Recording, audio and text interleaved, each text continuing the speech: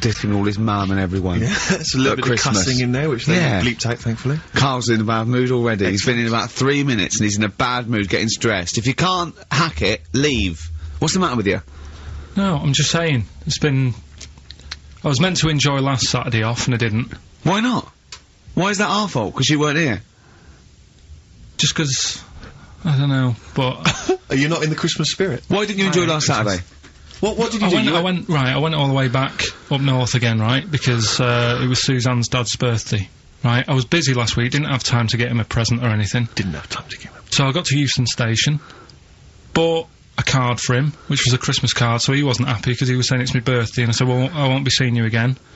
So I've got a joint card, and then we went out... Did you get him a present? Well, no, because we went out on Saturday night for something to eat at this pub that he likes. It does nice steak and onion rings, right? Lovely. So he should have been happy anyway.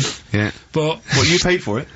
No. But you should have been happy anyway. Suzanne paid for that because it is her dad, right, not mine. So I said, all right, what can I do? I said to her. So she said, just buy a few drinks or something.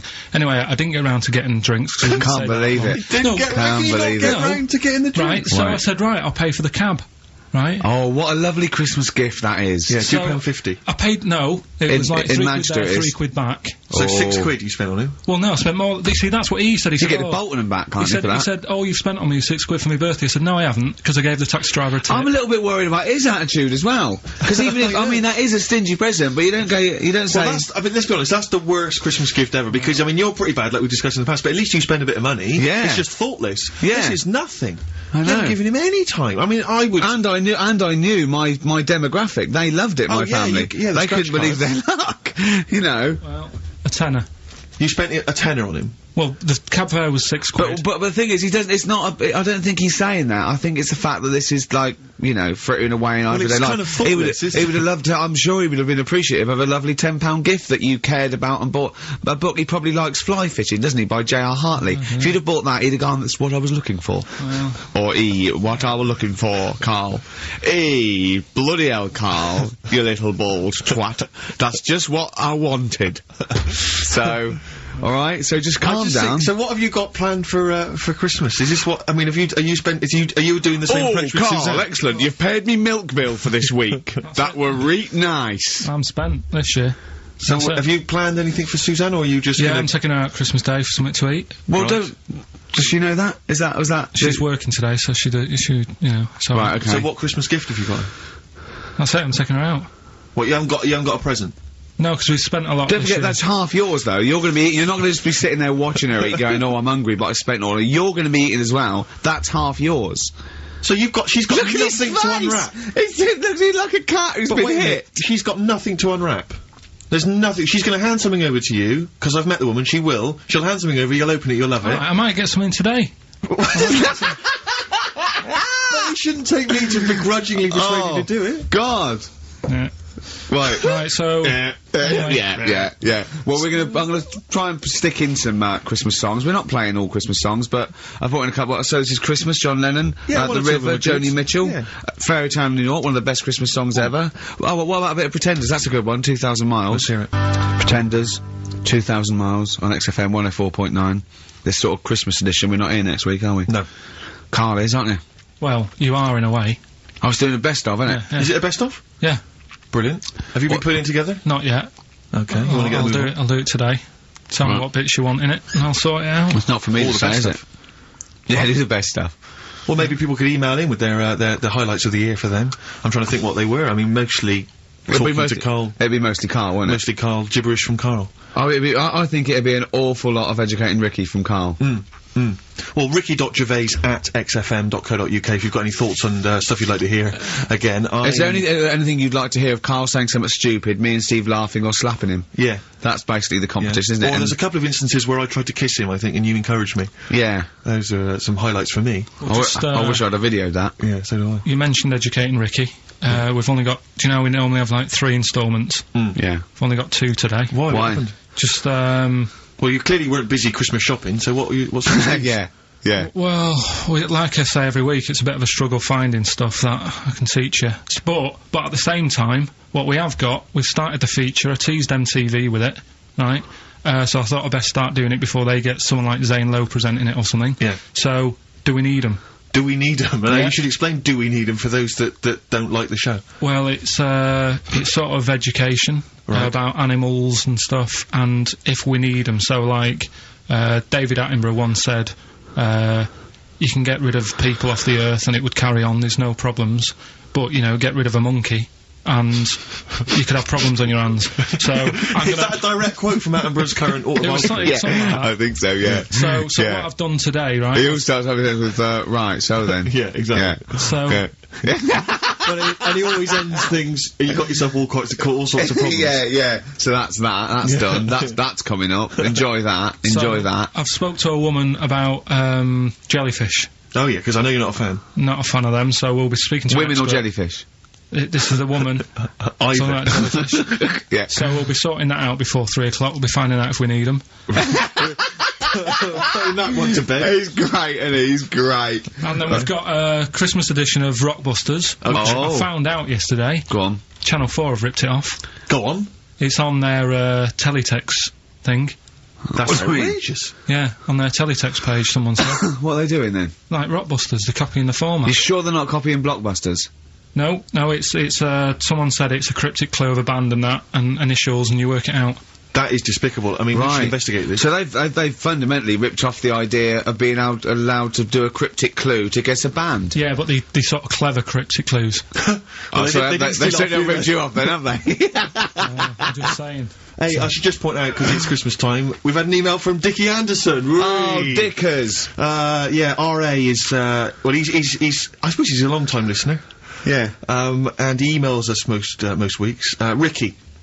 If, as I suspect, I'm your only listener, I wouldn't bother with your show today, as I've got to attend some family Christmas nonsense at Auntie Marion's house. That's from Dickie Anderson, and he's good because considering he hates the show and everything we stand for, he does take the time to email every week. That counts. That counts to advertisers. Yeah, I think we've got a lot like him. We've also had a lovely Christmas card here from Alexandra, right?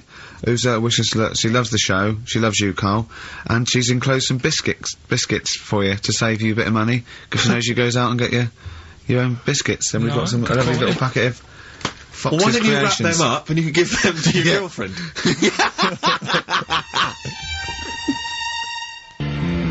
Don and Blitzen from the About a Boy soundtrack by Badly Drawn Boy. Christmas theme there. Christmas theme there. You've spotted the Christmas theme. Yeah. Karl's not really in festive mood, but I can't imagine Christmas is your time of year, is it, Karl? Well, I'm not sure any time of the year is, really. I liked it when I was about... I think when I was about 7 I enjoyed it.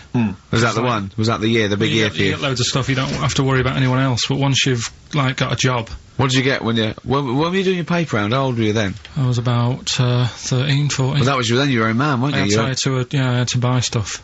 Oh. But you're still not having a good You're quite a selfish man, aren't you? I didn't realise this. No, it's just that Christmas... And that's coming from him, Karl. My dad always said... Oh, right, steady on. Dad said Christmas morning was for, like, you know, for me, so he used to stay in bed. So he never... That's brilliant. That's a great thing to say, isn't it? Yeah.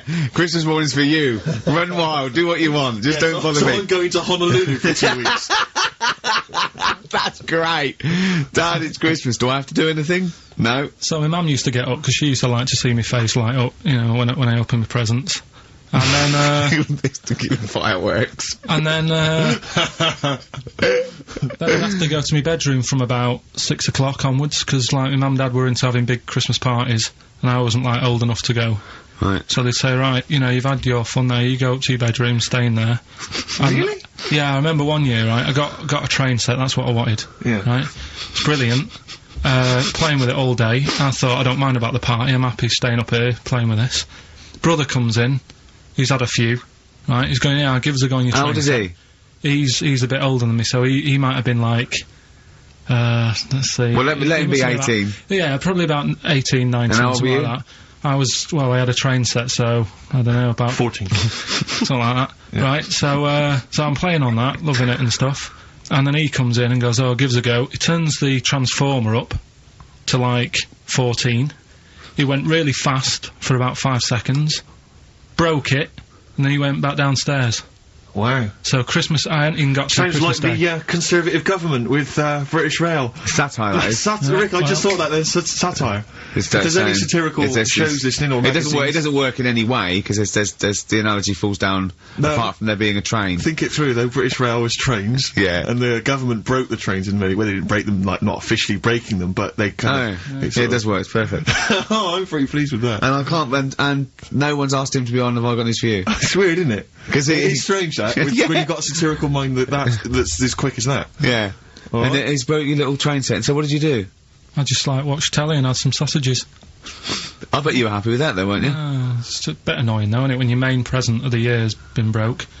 And did it ever get it fixed? No, that was it. That was it. Put away. I'm intrigued why your parents wouldn't let you come and join in the festive fun. Was it like really debauched down there? Was it like eggnog everywhere? Well, no, but I mean, that's fair enough. 6 is a little bit early, but I just think, you know, if you're your kid, you know, he had his fun, put him to bed at 8, maybe. And you think so on Christmas Day? I thought that was a day for family. Well, not if there's a party going on. Well, don't have the party on to Christmas Day. Well, that's another option. Yeah. Your parents are weird, aren't they? A strange breed. Well, I think that was the year, right? You're talking about buying presents and stuff. I think I did treat my mum to... I didn't buy my dad anything. I think that was, like, when I got a bit older, I used to get my dad something, because he wasn't that bothered anyway. No. So, got me mum, there was a cheap shop, right? Of course. Thank God for that. Called Snips, right? So I went in there and I thought, let's see what I can get her. And remember Victoria Plum? I don't think so. Well, it's like a fairy character. Right. Right? And my mum's into gnomes and stuff, right? So I thought, right... She must be pleased with you, then. Victoria Plum. I was thinking, is that one of the neighbours? Is it like a brandy liqueur? Do you remember Victoria Plum? Victoria Plum? Victoria Plum, yeah, it's like a little fictional sort of character, right? Okay. So I saw it, I thought, yeah, she'll love that, right? So I did my paper round, saved up for 2 weeks, right? Oh. Got that sorted, went to Snips, bought the Victoria Plum. Next day, I'm in town with her, right? So I think, I know what I'll do. I said, come in here a minute, right? So we go in, and we're looking around, and I tested her, right? I went, look at that there, that's alright, innit? And she goes, oh, it's bloody awful. Oh, Karl. Oh, Karl, oh, God. So then, Christmas Day comes, I said, don't bother opening it. She said, no, why? I said, oh, no, why did you still give it to her? So, well, it's too late, I'd already bought it. Oh, Karl. So she opened it, and I was like... And she said, oh, that's nice. I said, why are you saying that? I said, the other day, so it's bloody awful. She said, oh, no, I thought you were pointing at something else. Brilliant. Oh, no. So that's why I don't get anyone anything anymore.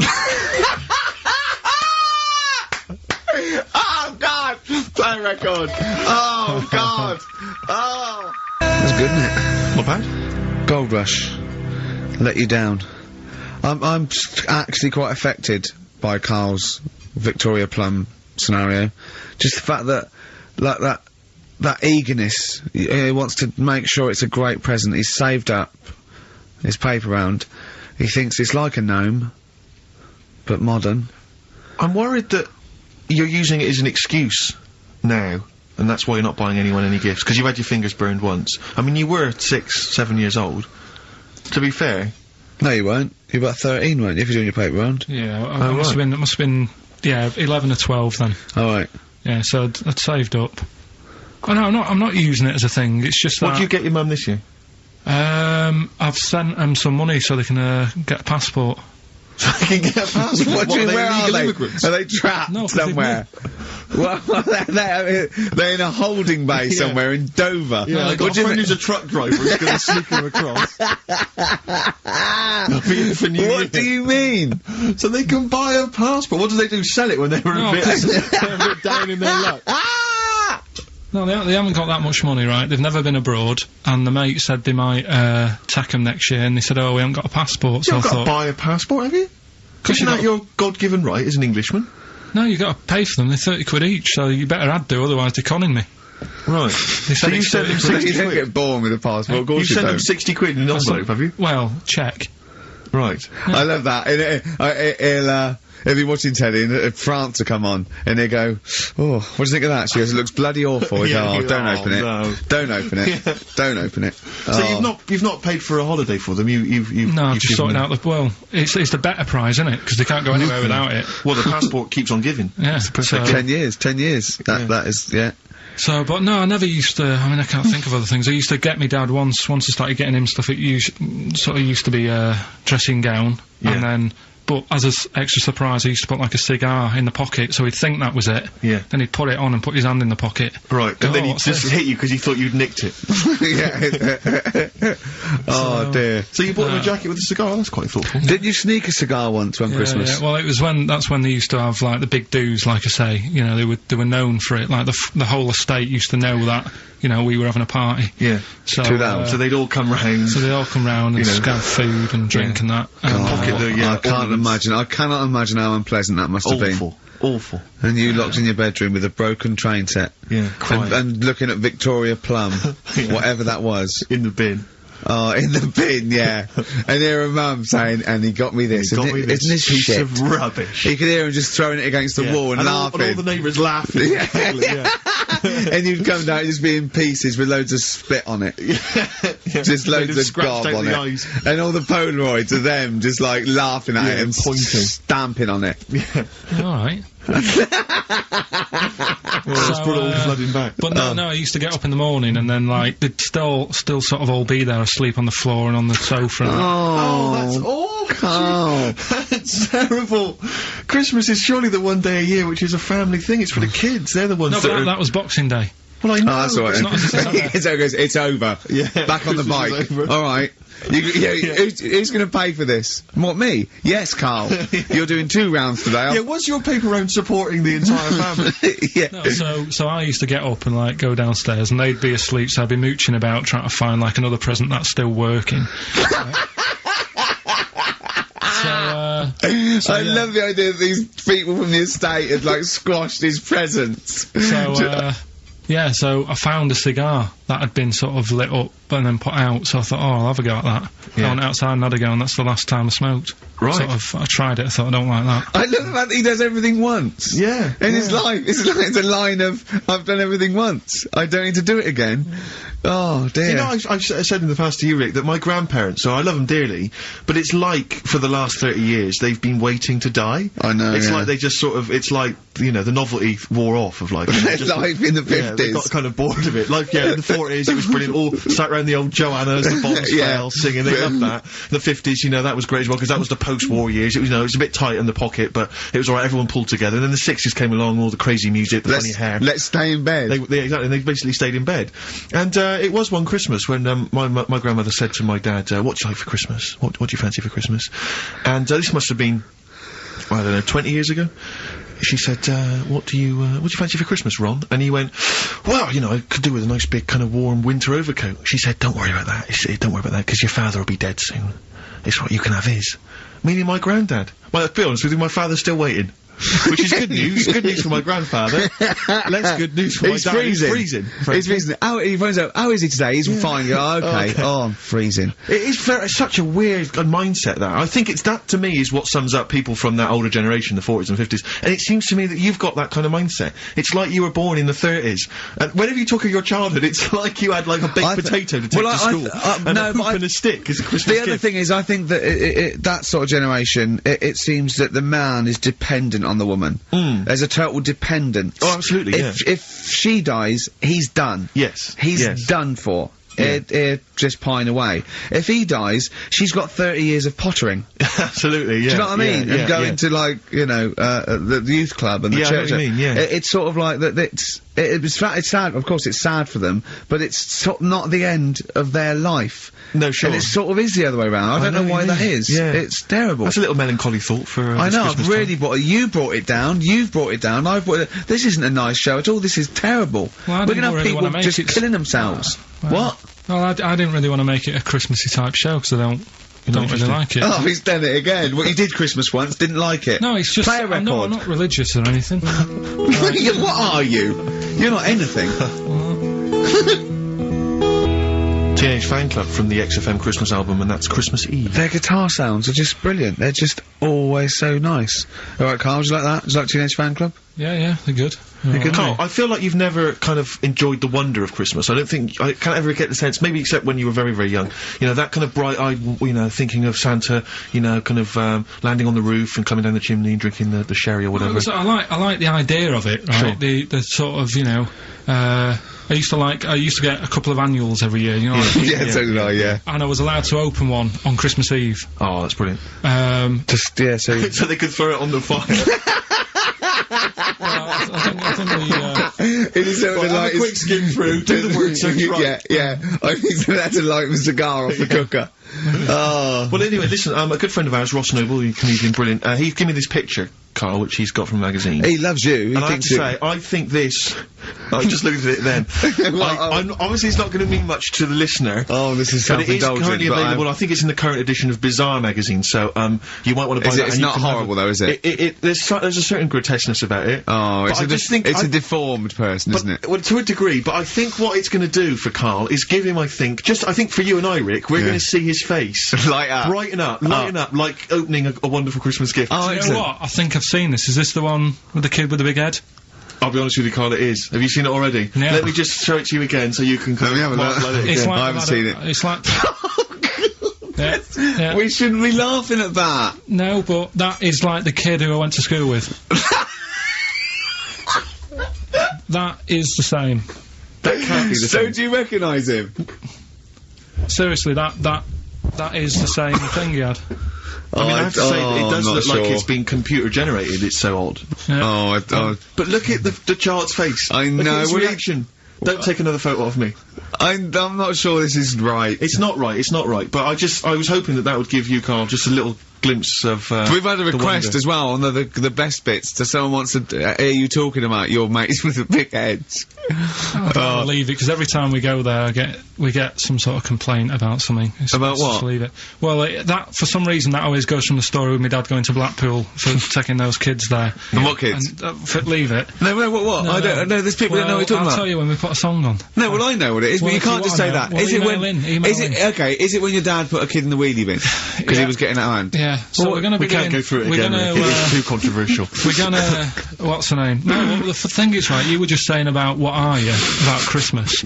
That's the funny thing, right, because in our house there's no one who's religious, right? No. My dad got annoyed when I went to church that day. He was like, what are you doing that for? Of course. I went to see a gig in Liverpool. Remember the band The Christians? Yeah. He thought I'd join some club. Yeah. I said, I've been to see The Christians. He was saying to me, man, what's he doing going out with them? Yeah, yeah. And then, the other thing is, because I'm not christened or anything, my mum used to say to me, don't tell anyone that, because there's witches and stuff. I want to go back and see his upbringing. I just want to go back and see him at 7. One day in the life of Karl, age 7. Just to have 3 ghosts visit him tonight.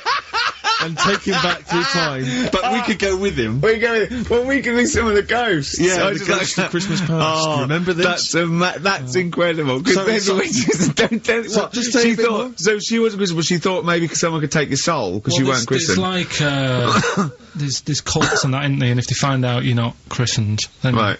I don't think they care. I don't think a lot of cults care. Well, but what can they do if you're not christened? I don't know. I just said all right, because then through that time there must have been a time when. But hold on, now they know. Yeah, but I'm older now, so I'm alright. She used to worry about me playing out on the street. Oh, she was worried about when you were naive and stupid and easily led. Well, yeah. No, good point. No, you're right now, yeah. So, yeah, good. Rockbusters. Rockbusters. Well, tell the prizes, Steve. Yeah, tell we have Christmas gift. This is Christmas gifts. I don't know if you'll receive them in time to actually pass them off as gifts. I wonder if I can tell that, Ross Noble story that he told us. I don't know. We'll have to discuss that when the record's playing. Okay, alright. Okay, so you heard a track from it just then. It's the XFM Christmas album. I think that's been knocking around here in the office for years, hasn't it, Karl? Or is it new this year? It was brought out about 2 years ago, but Christmas songs are Christmas songs. Yeah, it's not bad. There's Scott bands on there, like Dandy Warhols, the Webb Brothers are on there, Drugstore, Bell and Sebastian, Flaming Lips, all sorts. So we've got that to give away. We've also got this Smashing Pumpkins compilation, which that seems to be knocking around for weeks. Another one of those 50 years of the greatest hit singles. festivals, I don't know, culture clubs on their Queen, obviously. I've just Lennon. seen the cult film. Yeah, the cult film will come back to you shortly. This, I think, is one of the most exciting gifts. If you have a video player and you want to get trim, then surely Big Brother 3 champion Kate Lawler and her cardio combat video, in which I think she uses kind of, I don't know, military kickboxing training to get you trim and taut and looking as good as her. Then you can get that as well. We've also got a exclusive 7-inch single from the White Stripes, a kind of Christmas single. Is that from them? Yeah. That must be quite rare. That's probably the only thing That is rare. That is worth something. And the current Badly Drawn Boy album, Have You Fed the Fish, which I think is slightly mediocre. They've gone up, actually. I think that the level of prices there has gone up. Not a bad selection, but here is the big movie, and actually I have to say this is not a bad one. No, it's not, again, it's not terrible at all. It could be worse. It's James Caan in the original Rollerball, not the disastrous remake that came out recently, but the DVD version of Rollerball, so that's there as well. So something fairly interesting. That's worth winning. Right, come on then, let's do Rockbuster. Well, will we play a song to give people time to get a pen and paper and that? Yeah. Yeah, so we're doing it next. Yeah. Karl Pilkington, the man of the moment, with his Rockbusters coming your way with all those great prizes. Yeah. Right, we're doing it now? Yes, sir. I noticed Heat magazine sort of put a bit of a spanner in the works. Why? Because they were saying, oh, maybe it'll be a Christmas edition of Rockbusters. And I'd already sorted them out. I wouldn't worry, Karl. Well, what I've done, I've cleverly tweaked them to make them Christmassy. God. So the Christmas bit in it has got nothing to do with it whatsoever, but I just thought... So you mean the clues have a Christmas element? Well, but it's nothing to do with the answer. It's nothing to do with the answer. Right.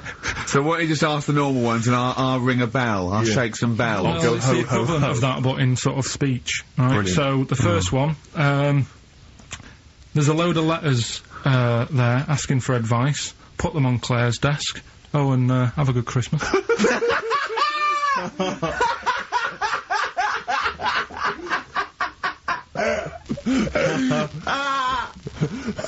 No, give it to us again. Oh, God! Right, so there's a load of letters asking for advice.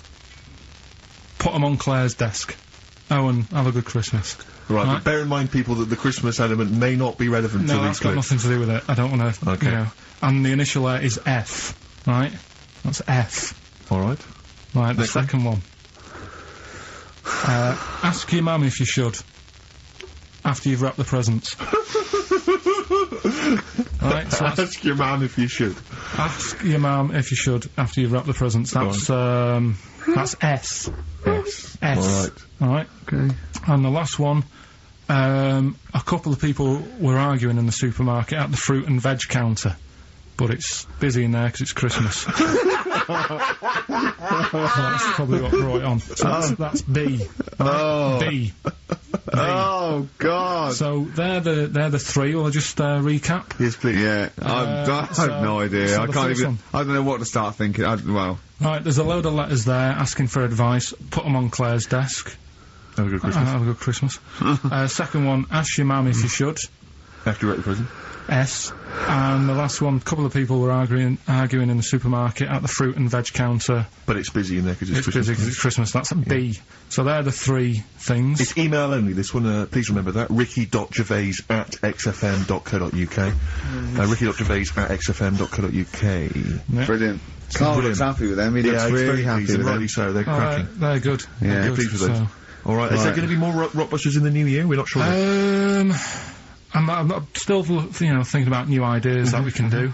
Okay. Are we starting Ricky Ridiculous today? Have you done Couldn't be anything? bothered. Couldn't Right, bother. couldn't be hard. Look Right. forward to Ricky Ridiculous. in the new He's year. worried about. He nearly said asked, and he just stopped because he's worried because he's the producer. Yeah, well, I've got to set a standard. haven't Oh dear. Karl, you have, mate. You have. I? So that's that. We've still got to come. I'll tell you what. Why don't we have a lovely tune, right? You make the tea. We're opening these biscuits from Alexandra. Yeah. We'll be enjoying that, right? Maybe segue so we can have a nice little, rest. I don't want to talk through it. It'd be rude. And then we're coming back, and as part of like Pilkington, Parkinson, and Do We Need 'Em? Do we need them? Yeah. Karl has interviewed an expert on jellyfish. Brilliant. So we've got that. Plus, of course, we've got a two-part Educating Ricky. You've got Educating Ricky still to come. With a Christmas theme or not? And we've still got No. things like the Pogues, John Lennon, Joni Mitchell, just David Bowie. Are you suggesting there's going to be some great music and some great fun music chat? and some fun chat? Lovely. Good. We had our little biscuits, haven't we? Yeah, good. We're loving it, aren't we? Yeah. Cheers for that. I think I can just sum up the station, can't I, Steve? With that just last I comment. think you're probably right. I just came in. I just went to the toilet there, and it's a disabled toilet that's close to it. So you know, you go there. I had a wee. I thought, oh, the thing doesn't work. Didn't flush. I came back and said, oh, the toilet doesn't work. Doesn't flush. And Karl went, no, you just stick your hand down and pull that wire up at the. Think of that. Put your hand in the water. I mean, just when in the cistern water. When David Bowie interviewed Zoe, come on, there's toilet's not flush. He goes, all right, baby, just stick your hand down, pop the shit down the U-bend, and just wipe your hands on your pants. Thanks very much. I mean, sums up this station, doesn't it? Absolutely. Tin pot. Have you ever done this? This is one of my most embarrassing moments. Is you know, because sometimes you'll see. What? Hey? Well, you'll realise what I was going to say. What happened, Rick, was I almost leapt to the end of the story. Right. But I realised I had to go back a few steps. Yeah. I just did. Have you ever Well, you stopped? It was going to be coming. But you'll understand in a minute when I finish the story that it's not coming in the traditional sense. All right. Because it's followed by coming out of. Oh, sure. All right. Yeah. So. And not your trousers. Okay. All right. So now awkward moment, and I should just if you're Christmas shopping, maybe you're in a big department store, and you see the disabled toilet, and you think to yourself, I can nip in there, I can use that, because it's close to hand, because I got to wander miles for the regular toilets. I went in there once, in the toilet, disabled toilet, just snuck in, came out, disabled person. Furious. That was, but it's really awkward because it is like it's their sort of private domain. It's like they're part of an exclusive club. They've not got many perks in life, and that's one of them. And here I was, kind of exploiting it. But they can't. Well, yeah, I suppose they can be annoyed. But what did you do? Did you affect a limp? I normally do. I often do. I've affected a limp many times. Like for instance, if I take the lift in a building when it's only one flight of stairs. Right, and they know, and I get up on the first floor, I always affect a limp coming out, so that justifies why I haven't come up the stairs. Like, who is it that I'm scared is going to sort of say something? Yeah. But, oh dear, that's it's the same thing as if someone asks me for directions, I always pretend I'm foreign. I always go, I don't. Why do you do that? I can't, because I'm just terrified of giving them the wrong directions. And well, just now, I don't know, I don't live from I don't like, because I'm sort of, I feel bad. Because what I used to sort of give directions, because I like giving directions, I like helping people out. But then I realised I didn't really know. You used to hang around going, you alright? Yeah, we're fine, yeah. Do you want to know where to go? I tend to have a go even if I don't know. Exactly. But I'm always terrified they'll come back and find you and go, you led us astray. Yeah. So I just affect a foreign accent. There was a fella the other day, about 2 weeks ago, and I was walking in. Little old woman, little old fella come up to me and said, where's Wimpole Street? So I said, I do know it. So I think it's over there. And then I'm not very good with street names, but I'm good that if you say, oh, there's a Boots on it. Right. Do you know what I mean? If there's something near it, it's like the same with directions when I used to drive a lot. Yeah, or historical facts. I don't know, like, old motorway names, you know, like M this and M that. I can never remember that, but my dad used to always say, right, there's a horse in the field, turn right, and stuff like that. Good stuff, yeah. And it's the same with this fella, he sort of said, where's Wimpole Street? And I said, well, what are you after? And he said, I'm after some blood. And it was a lot, yeah, there's doctors around there, isn't they? So I was like, oh... So that didn't help me. What do you mean he was after some blood? He said, oh, I need some blood. He must have had an illness. Was he bleeding? No, he just must have needed some new blood or something. He had some illness. And I was like, why did he go to the pet shop and get some parrots? No, but... Like, he didn't have fangs and a cape, did he? No, but do you know what I mean? Oh, that didn't help me out. But... What if he just said, well, some pile cream, actually? Can you... You go, oh, we want Boots then? Yeah, he would have been alright. But I didn't know where to start with that. I need some blood. Yeah, I just felt it's over there. Yeah, just sort of pointed him away. But so he was losing consciousness. You sent him the wrong way. He's dragging himself along the pavement. Is there blood this way? The gash is growing ever deeper. Well, we've got to do Pilkington, haven't we? Do you want to? Yeah. Okay, we should explain this, I think. Well, it's Karl's new idea for a TV show. He wants to do a TV show called Do We Need Him, where he goes round. And he talks to experts like David Attenborough, David Bellamy, maybe Lenny Henry doing David Bellamy. Right, yeah. If he can't get the real one. And he just picks on an animal that he doesn't really like, doesn't think you need him, and an expert will tell him if we do, this is the first instalment. Let me put a song on, right? Now we've got them, and then I can set it up and stuff, and tell, you know, because... Explain it fully. Explain it and that.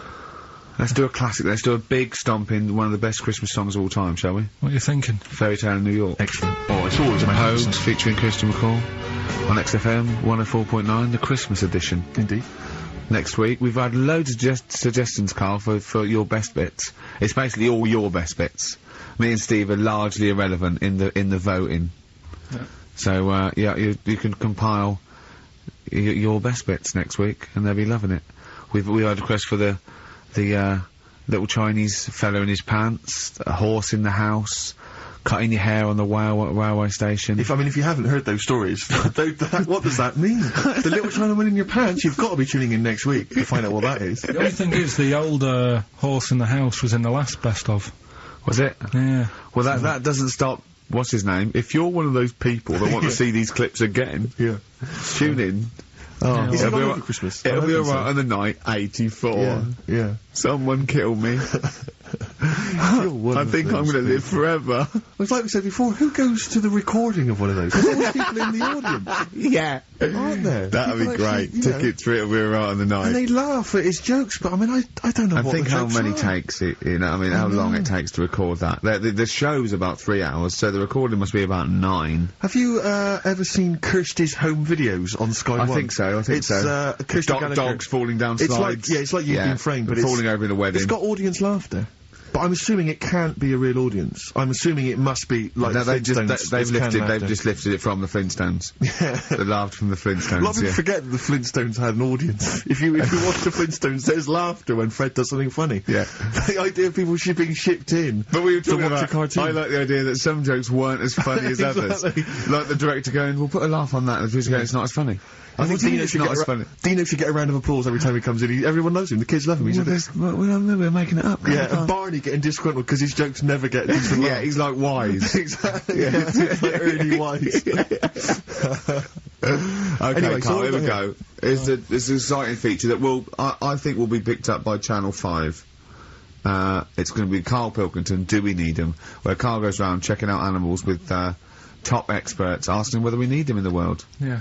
So, this is the first one. We won't do it next week, but I'm already sorting out the contact. We will be looking at octopus, because they're a bit weird. Okay. So that's what you got to look forward to in 20, Again, if you have an animal that you feel is unnecessary in the world, then email us, and I'm sure Karl will investigate for you. Well, the other thing as well, whilst we're on to that, I want to sort of have a bit of research with me, so when I speak to the bloke or the woman about the octopus, right, I want, like, you want to be armed with the facts? Well, sort of response from listeners, so I can say, well, 70% of XFM listeners said we should get rid of them. Sure. Do you know what I mean? Like Jon Snow does on Channel 4 when he does all, like, politics stuff. Yeah. So, if you agree with me, just send an email saying yes. So yes, we should get rid of them. Yes, yeah. Or yes, get rid of them. Because the house believes always we should get rid of these animals. You're picking animals you want to get rid of. So yes is, get rid of them. No is, don't get rid of them. Well, and not no, it's Noah, because they go on the Ark. The ones we keep go on the Ark. That element I'd completely forgotten about, and I think that's a wise move, because I don't think that's working. I don't think you've thought through the whole Noah. So that's just complicating the show, I think. So yes, we get rid of them. Noah, they're saved on the Ark. Yeah. Right, okay, so lovely. Here we go then, jellyfish. So today we're looking at jellyfish in Pilkington.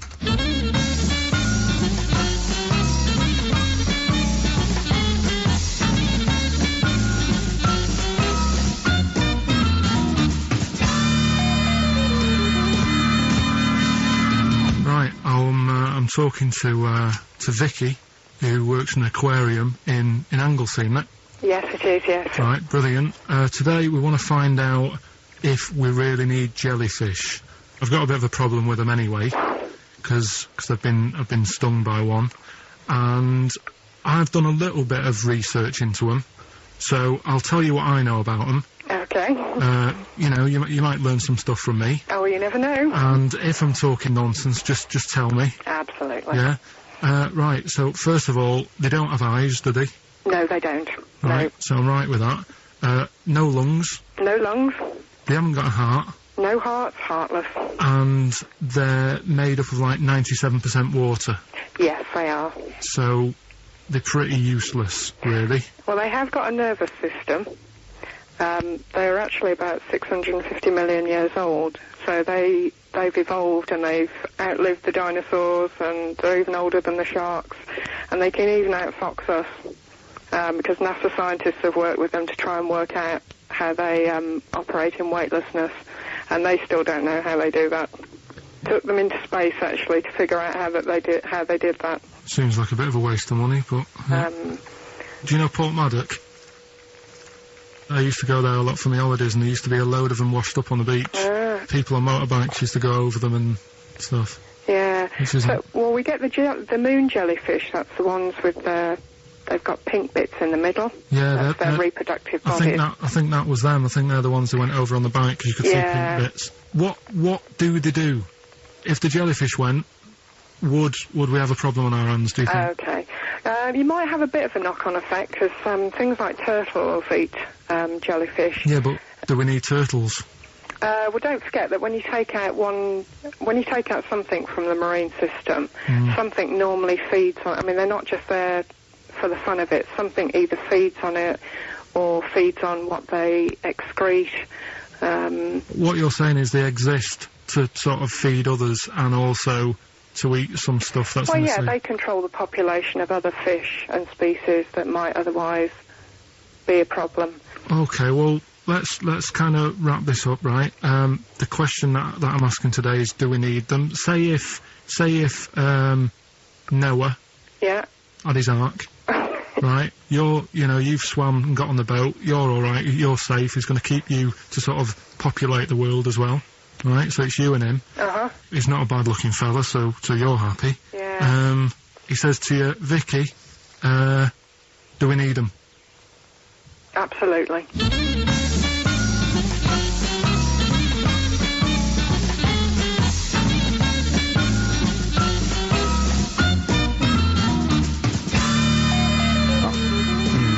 I don't even know why she even gave you that interview. When you start off with, right, trying to find out if I need you, but what did you tell her to get her to talk to you? Just said I'm doing some research on stuff. Did she think you were a schoolboy or something? No, she just said, oh, alright. She said, how long will it go on? I said, not long, just like 5 minutes to have a quick chat. And she loved it, didn't she? She sounded happy to take part in that. So, the fact I love the fact that you've got an expert and you suggest that she's going to be having sex with Noah. He's a good looking fella, so you're happy. She goes, yeah. I mean, I don't know why you stopped there. I didn't go into positions or something. I can't believe... The problem is, really, I didn't get to the bottom of what I wanted to say, because... Oh, no, you did. That's it. That's done now. That's a pretty good academic work. That's proved, No, but the turtle thing, when she said, oh, if you get rid of them, the turtles, won't have anything to eat. But when she said that, I mean, I couldn't say it because it would have took her off and confused her. But...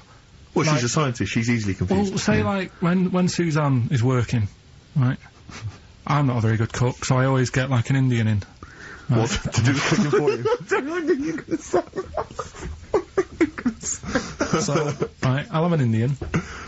Right, now, say if, for some reason, it closed, I'd get a Chinese. So why don't the turtle just... There's loads of stuff in the sea. But I didn't want to get too heavy on her, but... It's pretty deep. Oh, that is genius. But we'll look at... But so the fact that she said, yes, you need jellyfish, does that mean that you've changed your... I mean, what I'm saying is, does her answer go? Does that stand? Yeah, it does, yeah. It does, does it? It does, yeah. Whatever I get the expert to say, I try and get him in a corner. Right, you try and, argue him into a corner. Argue him into a corner, but that time she wasn't having any of it, so we've got to carry on having them. Yeah. So in the new year, we'll be looking at octopus. Okay. Yeah? Yeah, great. Brilliant. Let's play some feeder. Christmas. I think there's often... Karl with his Victoria Plum. I want to see a Victoria Plum. I want to know what it is. Does it look like a little gnome? It's a woman gnome. A female gnome? Yeah. A little gnome. Did your mum collect gnomes? She likes anything gnomes, she likes fairies, she likes, Indians. She collects all that stuff. And it doesn't matter what it is. What do you mean? Like a proper Indian with all the headgear on. Oh, a Native American. Yeah, she likes anything with them on, like, it can be a fridge magnet, it can be, Just a lot of Native American wisdom is around the fridge magnet because they think it has special powers of adhesion. Yeah. Yeah, that's you read some of their writings, the great works. It reminds me, talking of gnomes, he said to me in the week, he went, "Oh, did you see that programme on telly last night about dwarves and fellas without legs nicking cars?" And I went, "No." He went, "Oh, it's amazing, right? Because they haven't got legs and that. They scoot along and they can nip into a car like the Dukes of Hazzard." Explain more, Carl.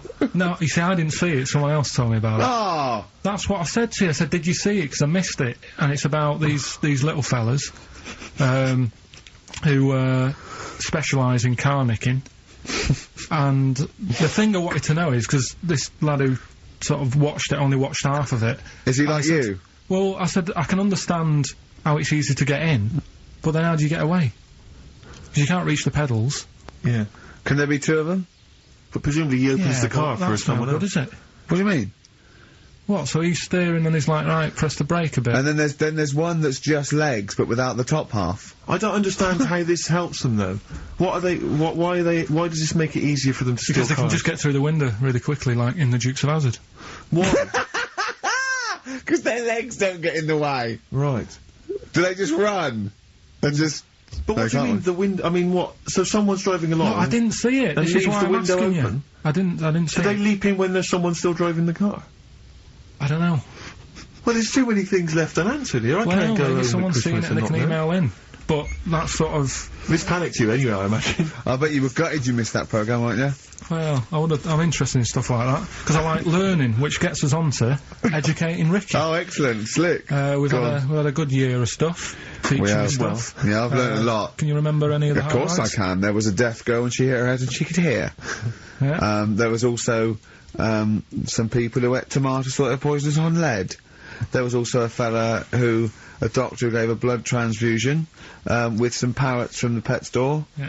Because the doctor in America, and it was the olden days when the lines were bad, said give him his parents' blood, and the doctor this side thought said give him some parrot's blood. So that was true, and that educated me. That was fact. What have you got for us? Well, we've only got two, because I've taught you about jellyfish today, that we need them, so we've only got two things to go at, and I give them a little headline so you remember them, to make them snappy. The two headlines you've got, oh, what a catastrophe. Okay. And the second one is, well, you'd think it beat Bughead, wouldn't you? What? Well, you'd think it beat Bughead, wouldn't you? You'd think it beat... No, you'd think it be... Yeah. You'd think it'd be Buggered, wouldn't you? Bughead. Bughead. This can't be... If this is anything with a bug living without a head, I'm not interested. Because we've done it. All you've done is let's just do, oh, what a catastrophe. So it is that. Do that give one us the first? Bughead one. Which one are we doing? No, do the Bughead one. Right, well, the Bughead one. Well, we've talked a lot about animals and that, haven't we, without heads. Surprisingly, we have. I think a disproportionate amount on it. If you're a new listener and this is the first time you've listened, you'd be surprised. Yeah, we've done all that. We've covered worms, the way if you cut their head off it grows back if you don't cut too high above its neck. We've covered... the chicken. The fella who blinked. Yeah. I can't go into it again. Right. Let's not go into it again. We've had the chicken with no head that lived for 8 months. Yeah. And we've had and we've had the cockroaches living for a week without an head. Right, okay. Well, it's a bit more on the cockroach front, really. Right. They've found, right, that if you get a cockroach and you cut its head off, right, and then you find a cockroach that's still got its head, but it hasn't got any legs. Right. Right, it's not over for both of them, right? Because what you can do, you get the one that's got the legs, right, with no head, sort of running around, get the one with the head, sit it on top of it, right, get a little tube, okay, so that the fluids... So is this Auntie's go out of the Let room? him finish. This is like Blue Peter. Let him finish. You could get this for Christmas. Right, you get a little tube, you sit that on top so the bodily fluids are still running between the two. Right. The head of the one on the top will control the feet of the one on the bottom. Okay. What about that? Good. And, will it continue to live? Yeah. Okay, you don't know that for sure, do you? No, that was just a question out of the blue he wasn't expecting. What do you think of that? Good, yeah, it's great. Yeah, just a primitive nervous system that can, yeah. Did you expect us to be more impressed and excited by that? Well, did you fall off your chair when you read that? Did you literally topple off? Going, did you think you were going to be the Frankenstein of the insect world? Yeah. No, I just was thinking if they can do that, you know, can they do it with humans? Because I also did a bit of research. Of course on. Did you come to the sort of conclusion that apart from the moral aspect of it, that the human was probably more complicated than? Yeah, but do you know what I mean? Things move on, don't they? Do you know what I mean? Science, Rick. You know, I had Binatone as a kid. Now they've got PlayStation 2, and the difference in 10 years. They have found that if you lose your head, a cockroach can live normally on your body, but not the other way round. Your head on it cannot control its legs because it's too complicated for your brain. So yeah. Well, then other research. Because I thought if you don't learn from that, I'll give you something else for free, right? Go on. Free. That they can clone people. The only reason they don't do it, right? Say if, like, Ricky needed a lung, right? They could clone you and make you the same, but the only reason they don't want to do it is because it'd be a bit horrible, wouldn't it? So and it would take sort of 18 years for me to get an adult lung. And there's all kinds of moral implications. Yeah. What do you mean, yeah? You hadn't thought of that? Because lest we forget, Rick, he ended with the only reason they don't do it is because it's a bit horrible and that. Which scientist said that? Right, let's leave That's a quote. Right. That's not it. That's not the other one. That's it. No, that was just, you know... We've got another one to come. Oh, I can't wait. The headline again? What was the headline again? The headline, oh, what a catastrophe. Looking forward to it. Mark. Yeah, a bit Mark Heinzel. This is from his covers album. This is called Snowbird. God. He's so happy that the XFM listeners understand his stupid clues, and he knows it annoys me. We've got some right answers. We'll be giving out the answers just quickly, just in case someone sort of missed one of them. I'll just quickly do them. Yeah. Go on. First one. There's a load of letters. There's a load of letters there asking for advice. Put them on Claire's desk. Oh, and Merry Christmas. Ask your mum if you should.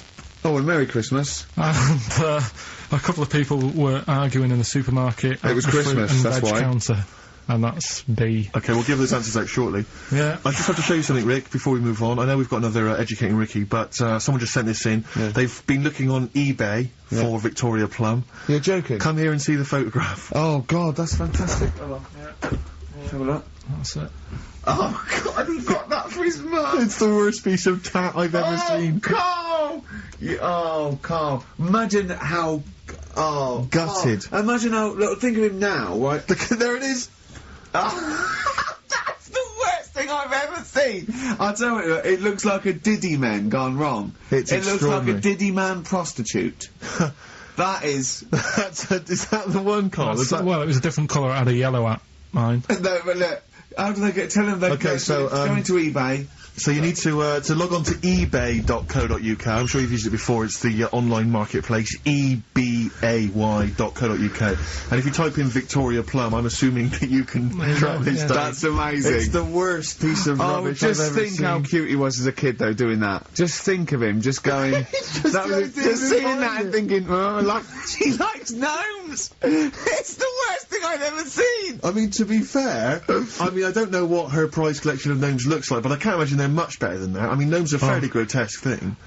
But certainly your mum's taste and discretion is... Did you have those houses on your estate? You'd go in there and it was just loads of those dolls still in their packaging all around the room. And sort of like one of those homes that keeps the sort of packaging on the three-piece suite. Why don't you buy another one for her for Christmas? Yeah. It's $3.99 it looks, but that's £2.49 because that was $3.99. Well. Oh, buy it, Carl. No, because I've sorted out her passport this year anyway. I'll get her that next year. Right, so listen, right? Okay. So, last Educating Ricky of the year. Oh, Christ. What a cat toast. Yeah, let's do that then. Victoria Plum. There's this woman, right? Yeah. This woman, she's reading Guinness Book of Records. Yeah. And she's flicking through. Yeah. And she notices that there's a world record for a cat right, with 27 toes, right? So she reads it and she thinks, well, that's not right, because her cat's got 28. What do you mean her cat's got 28? Her cat's got 28 toes. So she was like, well, hang on a minute, mine should be in there. So there was I missed the very beginning of this. She's looking through the Guinness Book of Records. Woman was looking through the Guinness Book of Records. The woman with the cat with 28 toes looking through, and it said the record for the cat's toes was 27. She thought, hold on a minute, Ross McWhirter. My cat's got one more than that cat, so go on. Anyway, so she said, the person doing the interview with her said, is it happy? And she said, yeah, it's great, and it's really good in the snow. Right. It gets through a lot of nail varnish. Well, that's what it said, right? It said it's really good in the snow. So, I just was thinking, that's it, really. That's not it. That's the end of that story. But brilliant. But what I'm thinking is, right... It was two cats welded together. No, she said, it's happy. So, is the other sort of disabilities where, in a way, it's not all bad? Oh, Christ. No, do you know, like, that book Steve brought in for me? And there was a fella there, wasn't there, who had 3 legs, who was a juggler. And I was like, what's the point of that? What do you mean, what's the point of that? What's the point of what? He's not taking advantage of having 3 legs, is he, being a juggler? Yeah, he said he should be a footballer. Right? So, but in a way, he's used it, hasn't he? He's probably not even that good at juggling. But, because he's got 3 legs, people have gone, well, I'll give him a chance. Let's go and see him anyway, see if he's any good. Yeah. Right?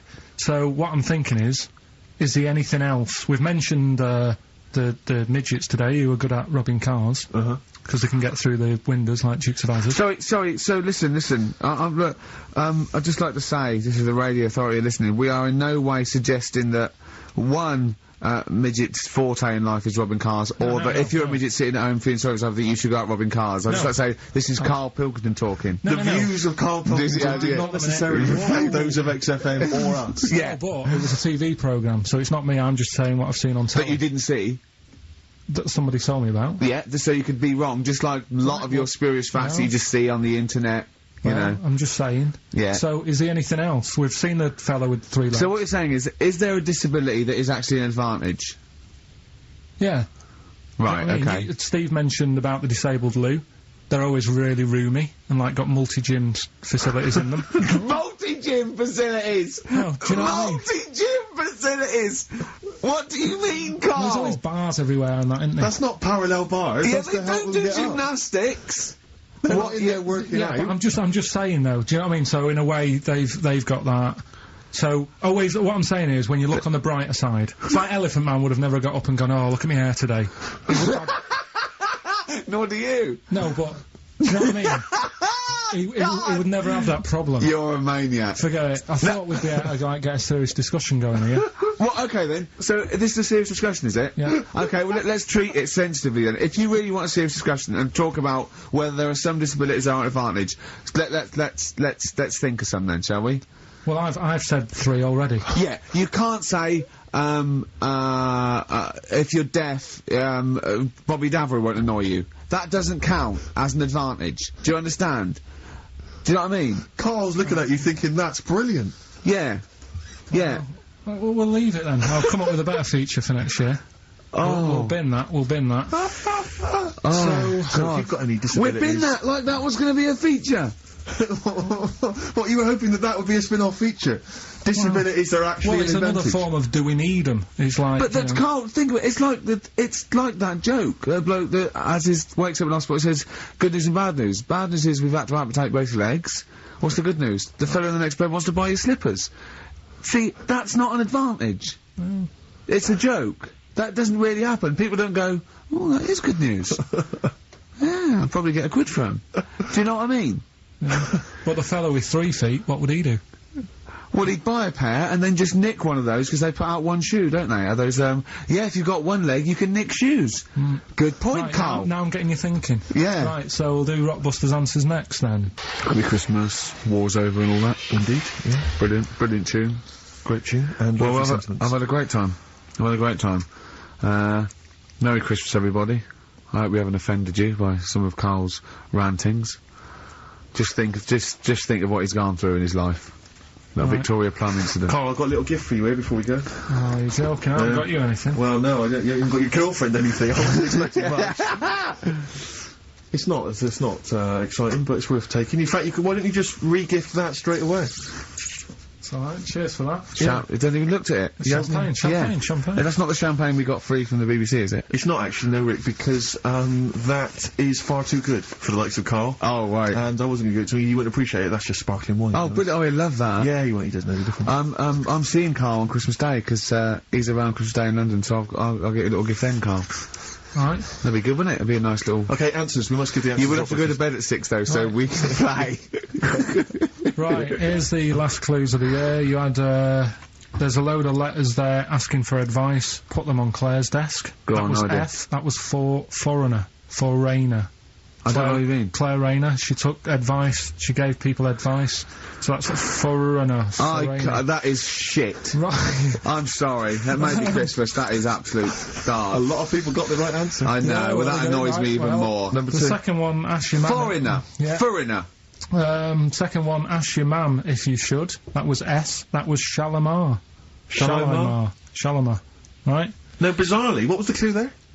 Ask your mum if you should. Now, we got a lot of people saying Smashing Pumpkins as the answer to that, but I don't know who's saying that today, Mum. Smashing Pumpkins.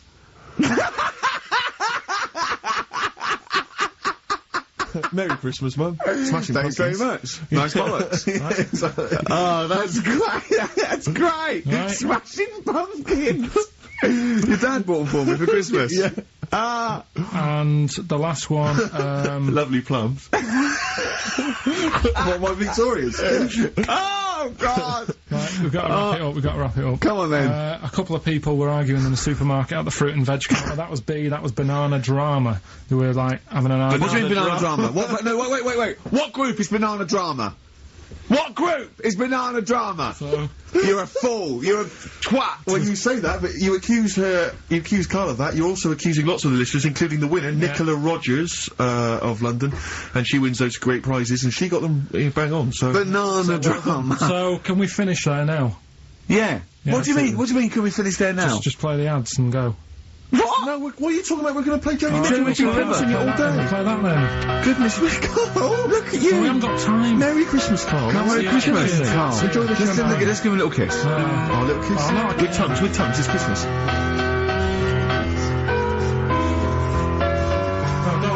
messing about. Get off! It's coming on. Richard Ashcroft, Science of Silence on XFM 104.9. I love that. Yes, correct. He's one of my favourite artists now. I just think, I don't know why he's not ballistic. He's got everything. He's like one of our best rock stars. I'm Ricky Gervais. Hello there. You're Steve Merchant. I am indeed. Karl Pilkington over there. Big day today. Really? Yeah, for Karl. He hasn't been looking forward to it. He's been whinging in the week. A couple of things. He thinks he's overworked. He thinks he's overworked here, and he's stressed, and he's got to do DIY. MTV are coming in, right, to give him the chance of his a lifetime to do just a little screen test, and he's going, well, I'm not going to look good, am I? They're not going to have a why. He said, well, I've got a round head, and I'll be wearing headphones. And, he's not made an effort. He thinks, oh, they'll put him off. He said, they won't even press record. He's got a spot on his head. I mean... You know what I mean? Also, you're not looking forward to it. You're not excited about it. It's a great opportunity. Why is it a great opportunity? To get on MTV. No, but It's money for old rope. Yeah, but look what's happened to people like Jeremy Speak, or whatever his name is, and all Jeremy that people. Spake, yeah. Yeah, and yeah, slightly different. Why is it? Well, see, you're making it in the industry, and you've got something to give. He happened to be around when they were filming an airport. well, Do you see the difference? All right, the other one then, who's on a boat. Same thing, although at least she had a skill. She had a skill, you know. She can sing, you know. Well, she's just. I think it can all go wrong. Do you know what I mean? Well, of course it can. So can sitting in your little room moaning about nothing happening in the world. You know, he wanted to stop educating Ricky because nothing had happened. He said, look what happened last week. I scoured the net. He said, all I found was a dog in a car wash and a parrot and a vicar. Right? I'll tell you what, there ain't much more going on this week. Well, you're talking listen, me and Steve, yesterday, we took a day off to prove you wrong, and we've come up with 2 of the most incredible things I told you about, and they're amazing. So there are things out there, or but just go for truth. Go for truth and science and discovery. Fact is stranger than fiction. You don't have to revert to sort of like God and ghosts. I know, yeah. Do you know what I mean? But the funny thing is, you know, like, last couple of weeks I've been saying there's not much going on. Yeah. I found out when I was looking that there was a day in 1930, right? It was a Good Friday, there was no news, there was nothing going on, they had to put a music video on or something, on the telly, because there was nothing going on. Play a record. We're gonna play some classic tracks today. This is, Debaser. Pixies, Debaser. I was looking forward to playing that. Came and said, Karl, I'll play that. I was looking, he put it on. Lauren just called through and said we played that in the last half hour. Embarrassing. Yeah. So, It's really what is the point of having a producer if he doesn't check things out? So, I mean, it's a good track. I mean, I'm sorry if you heard that twice in the last hour. Go on, so what I'm going to do is listen to everything all the time. I've been running around. I get in early on a Saturday. We got in about the same time as me. I went out and bought you some biscuits, so you're happy. I put the coffee on. Yeah. I've sorted what prizes we're going to give away. I've been running to the library getting you certain tracks. Yeah. I can't listen all the time. I'm doing my best. Well, I'm not sure it's good enough, Tom. I mean, I'm worried when MTV come in, if they've heard this kind of shoddy production, they're gonna start to wonder what is it. The same songs every 5 minutes anyway. Sorry, are you sort of overworked because you were on Zoe Ball show talking? Oh, hello, what's going on here? Well, I was he was exclusively on our show. No, I was in the car. I seem to remember, Rick, he was a nobody. Yeah. That got a chance to come on air and talk about that. And guess what he's getting auditions with MTV? Guess what he was talking about on Zoe's show? Oh, hello. All the jellyfish stuff and all that about getting believe it. Recycling material that you've done on this show. I phoned in, right, and I went, stop doing material Zoe's boy. He just hung up on me. Well, I had a job to do. Who do you think you are? Your ego has just gone through the roof. Hang on a minute. What? I had a job to do in the week. They asked me to drive the desk for Zoe, right? They didn't say talk. Zoe, if she talks to you, you can't just ignore her. Yes, you can. Well, Who is she? Who does she think she is? You made a promise to us, a pact, that you were our kind of monkey. Yeah. What can I do? If someone takes time off, I've got to do it. It's my job. Yeah, but you don't have to talk. Job. You don't have to use. You're the head of production. We've given you this special gig. This is like taking you out weekends. Yeah, exactly. You know, if we find out you're getting too much excitement in the week, we'll have to just calm it down. Well, get another little. Well, that's it now. Anyway, it was only last week. I feel like kind of solid. I feel betrayed. It's like you were having an affair behind our back, and you rumbled it. He was doing all the stuff. He was doing all this like, oh yeah, jellyfish and this jellyfish. Yeah, because she was asking, and I thought it was a good way of promoting this show, actually. Oh, did you mention the show? Yeah, I did at some point. Did you? What did you say? I just said more about that on Saturday afternoons. So you talked twice. I only heard you talk once. So you're talking all the time. Well, about 5 times in the week, in the full week, 5 times. Deary me. And one, it was just stuff. You could never be a monk, could you? Chatting away all the time. Right, what have you got? I play ball as well, to be honest. I feel ball's slightly responsible for it. Yeah. She can't find her own, you know, gibbon to get on the show. She can't find her own kind of, you know, loser, then don't start stealing ours. Outrageous. Well, coming up, right, maybe we'll get Fatboy Slim in. Indeed. Next. Yeah. Saturday, if you're listening, Slim. Yeah. Come in on the show. What's his name? Ernie or something? What's his name? Norman. Oh, yeah. Right.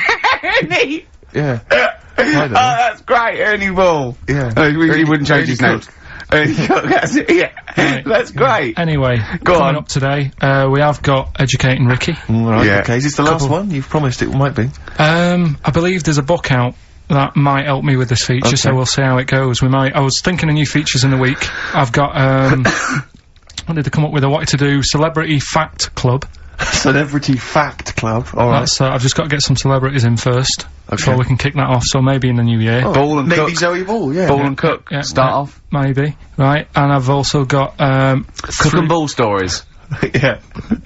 That's nice. Good one. Cheers. Thanks, Karl. Yeah. Maybe you could sell that to Zoe's show. And, I'm also thinking Through the Ricky Hole. Through the Ricky Hole, okay. What's that? That's, I'm quite... No, you just got the title again, haven't you? Yeah. Okay, play record. So, Rockbuster's coming up as well. Yeah. Right? Yeah. Wu-Tang Clan, Gravel Pit on XFM 104.9. We're playing some great music today. I wonder if we should maybe, you know, it's getting towards Christmas to think about others. Should we dedicate the show to all the people in the world who maybe are less privileged and less, fortunate than us? No. No? Okay. Have you, do the prizes for the, Prizes? Okay. Alright, so screw those who are less fortunate, is what TV's Ricky Gervais thinks. Rick, I know you're a big fan, of the likes of Bryan Adams, Robert Palmer, Alien, Ant Farm, and, obviously, ZZ Top. Yeah. And so you'll be enjoying the best air guitar album in the world ever, Volume 2. Yeah, sure. Fantastic. Well, Volume 1 wasn't enough. There wasn't enough. Exactly. Again, we've seemed to be able to give one of these away every week. Are you just not sending these out? I mean, these are the same prizes we started this game with, I think, a couple of weeks back. Are you just not sending the prizes out? Yeah, but I want to give, like, more people a chance, because if 1 week they listen in and think, God, I wouldn't mind winning that. Sure. If you've got more copies of it, they'll go, well, I'll listen next week. Okay. Yeah? Brilliant. Yeah. So again, this is, one of those, the best songs you've heard on an advert ever albums. Mainly mobile phones? Mainly mobile phone adverts, yeah, although there is the, Smash Mouth one, which was used in the Ford Fiesta TV. Oh, yeah. Walking on the Sun or something. I forget what it was. The Smashing Pumpkins album that we've given away in the past again, also got a bulk order of those that can't shift them. Wild Weather, I don't know who's interested in this. This is a double box set VHS of different weather. That's amazing. Yeah, there's that is two amazing. cassette tapes there. It's presented by Donna McIntyre. It's a thrilling trip with the most exciting forces of our wild and turbulent world. So I'm right in saying it's a double VHS stuff like video set tornadoes of different weather. Yes. Brilliant. Yeah, no, it's got, I mean, it includes the fastest winds, the hottest desert, and the biggest rain machine on the planet. That's on there, I think you have to... God. I wonder if I hope they're bringing out another box set, Soil. Yeah, absolutely. Just goes through different mud.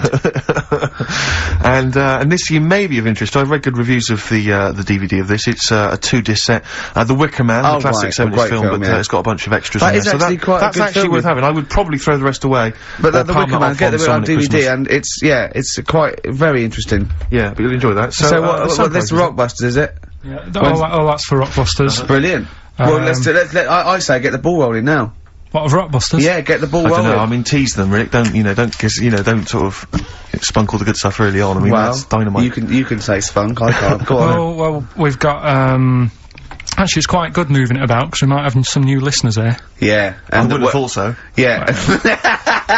Not after last week. No. Right, okay, so if you haven't heard it before, I'll give you some initials. It's like initials of an artist or of a band. It's Blockbusters. And a cryptic clue to who the band is. There's 2 easy ones, 1 difficult one. First one is, That'll Never Get Off the Ground. Right. Yeah? That'll Never Get Off the Ground? That'll Never Get Off the Ground is the clue. Not LZ. The initials are LZ. You are joking. 2 easy ones. Right. First, yeah? Okay. Right, and then you've got, that woman's got her husband's gloves and a pair of her own. Right? Say it again. That woman has got a pair of her husband's gloves and she's got a pair of her own. That's HH. Right? It's a bit of a difficult one. And then the last one, you'll get a right load of bacon off them.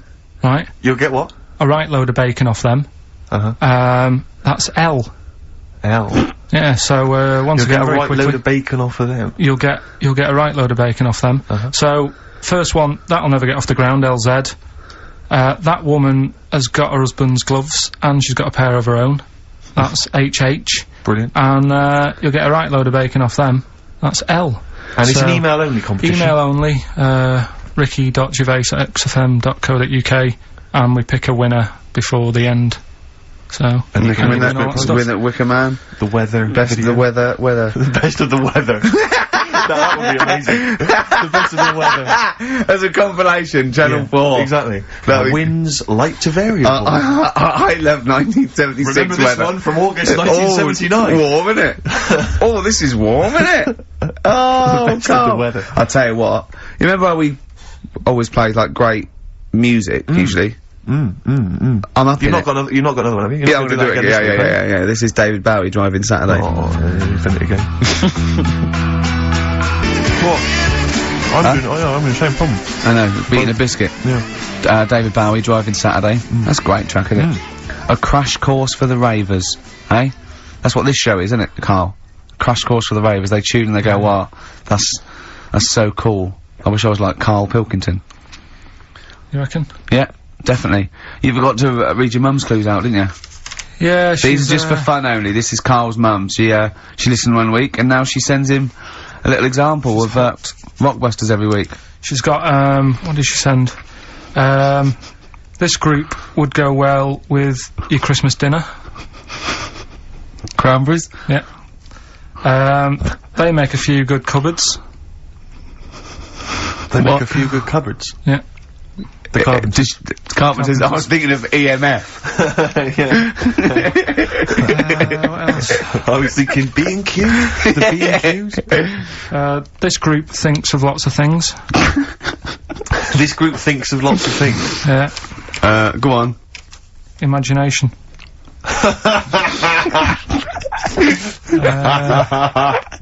I think they're the best ones. Yeah, they're the well, if they're the best ones, let's hear the others. obviously we want the worst one then. Here's one more. She'd really like Blackpool. She'd really like Blackpool. She'd really like Blackpool. Fairground attraction. Not bad. Yeah. Not bad. Right, so, there's, Does she write anything else in the letter? Or does she just send them, like, scrawled on the back of, you know, I don't know, a till receipt? She did with the first one, now it's just the Rockbusters. Right. Really? She doesn't bother asking how you are, or... I'll speak to her in a week. On the phone, so it doesn't- What kind of conversations would you have, then, with your What do you sort of say? stuff? Do you moan about how overworked you are and stuff to her? I mean, they're always surprised when I'm getting in late and that. It's like, you know, what have you done today? Well, I've just got in from work and it's like 8:30 at night. A lot of people get home at 8:30, Carl. Next. You know, just saying how's the flat going. I was asking my dad some DIY tips the other day. You know, usual sort of stuff you talk with your mum and dad, really. Yeah. Talking about the bisons with them. I was watching, did you watch The Mammals in the week? Oh, I missed David it. Attenborough. No. I was thinking, actually, right, all this MTV stuff, if there's one reason why I'd like to do it, is I was watching Attenborough, the Mammals programme. I reckon I could do something like that. Right. And just have like me, instead of Attenborough, like a young, sort of fresh person. Yeah. Watching, like, certain animals and saying, do we need these? Do you know what I mean? Yeah. Oh, God! What's going to be Death on Earth? Well, That's amazing! Do we need these? No, 'cause there's loads of and stuff. the audience at home would vote. Would there be some kind of telephone like a vote out system. Oh, But the thing is like, it's something interesting that Attenborough was saying the other night on, Do we need these? on Jonathan Ross's show, on his telly show, right? He was saying, he said you could take all the humans off the earth and it would carry on. But take, like, some animals off it, mammals and that, you got problems on your hands. I thought that was quite interesting. Yeah. So it's like, the question is, do we need these? Is that part of the big thing? Right. Like jellyfish. Yeah. We've talked about jellyfish. Yeah. Yeah. So which mammals in particular were You talked about it on watching that Zoe you Ball thought- show, haven't you? Hey? Which mammals, were you thinking we don't need when you watched the show the other night? Any in particular that you thought they don't need them? They're not of interest. Well, I like whales, but I don't know what they do. And Okay. they're taking up quite a lot of room. Sure. But stuff like, Yeah. but like, jellyfish, I looked into because, Yeah, you know, well, I was know you talking don't about like them, and, they were saying they've got no eyes, no heart, there's something like 97% water, Yeah. they're blind, and they do about 33 miles a day. Right. So it's like, do we need them? Could we clear them out? Yeah. Yeah. What? A big net. That would be the programme. Right, we'll get rid of them. Next week, we'll be looking at, Rhinos. I think it's genius. Honestly, I think it's genius. And like going along sort of like picking up sea anemones and going and just lobbing them into the sea. well, what do you think about MTV doing that? And then I just, in between the bits, Play music videos? I play music That related relates to to it. fish, so I could play like fish, Yeah. like Rock Guy, or the Rock- animals, Rock Lobster. yeah, or what else could This I get could in run there? and run. What other songs have got animals in them? The Well, Monkeys, could play the Monkeys. Yeah, there's about 1 million, so let's not start this. No, but, do you know what I mean? So do we need this? So MTV Carpet- flies you around the world And to the most incredible exotic locations. You sort of climb up a tree or whatever, and next to, I don't know what lives up a tree, some kind of rare parrot. You say, look Sloth. at that, it's colourful, Sloth. it's interesting. Oh, you like sloths, don't you? No, they just live up trees, but I'd say, do we need them? Why? Well, what do they do? What do you mean? What do they do? What do you want from an animal? Carpentry. What Well, do you like, want? I don't like scorpions, right? Right. But then I found out they look after those monkey things. They're not monkeys, they're Whatever. lizards. Well, alright, yeah, them lizards, they look after the lizards. So there's a reason. But do you need the lizard? Could be your Well, next yeah, question. because the local people made shoes out of them. But not when the scorpion protected them, they didn't. Alright, we don't need them then. Okay.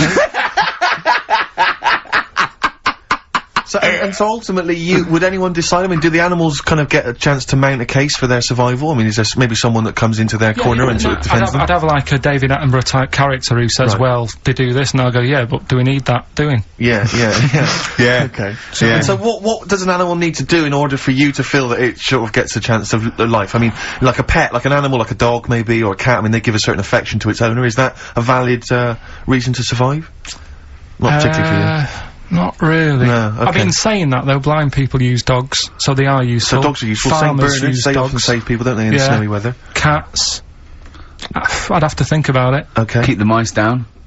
Yeah, but you got rent-a-kill. Okay. So what I'm saying is, something that will affect the world. Right. I think you'll find everything does. Except Karl. I'm not sure what effect he's having on the world. I tell you what though, Steve, right? Did you watch the mammals? I did see the mammals. They had bison on it.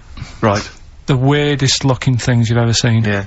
They've really you're on dangerous ground here, Karl. but they've really got it's like, decide what you want to look like. It's just a mismatch of stuff. It's got a really big airy head.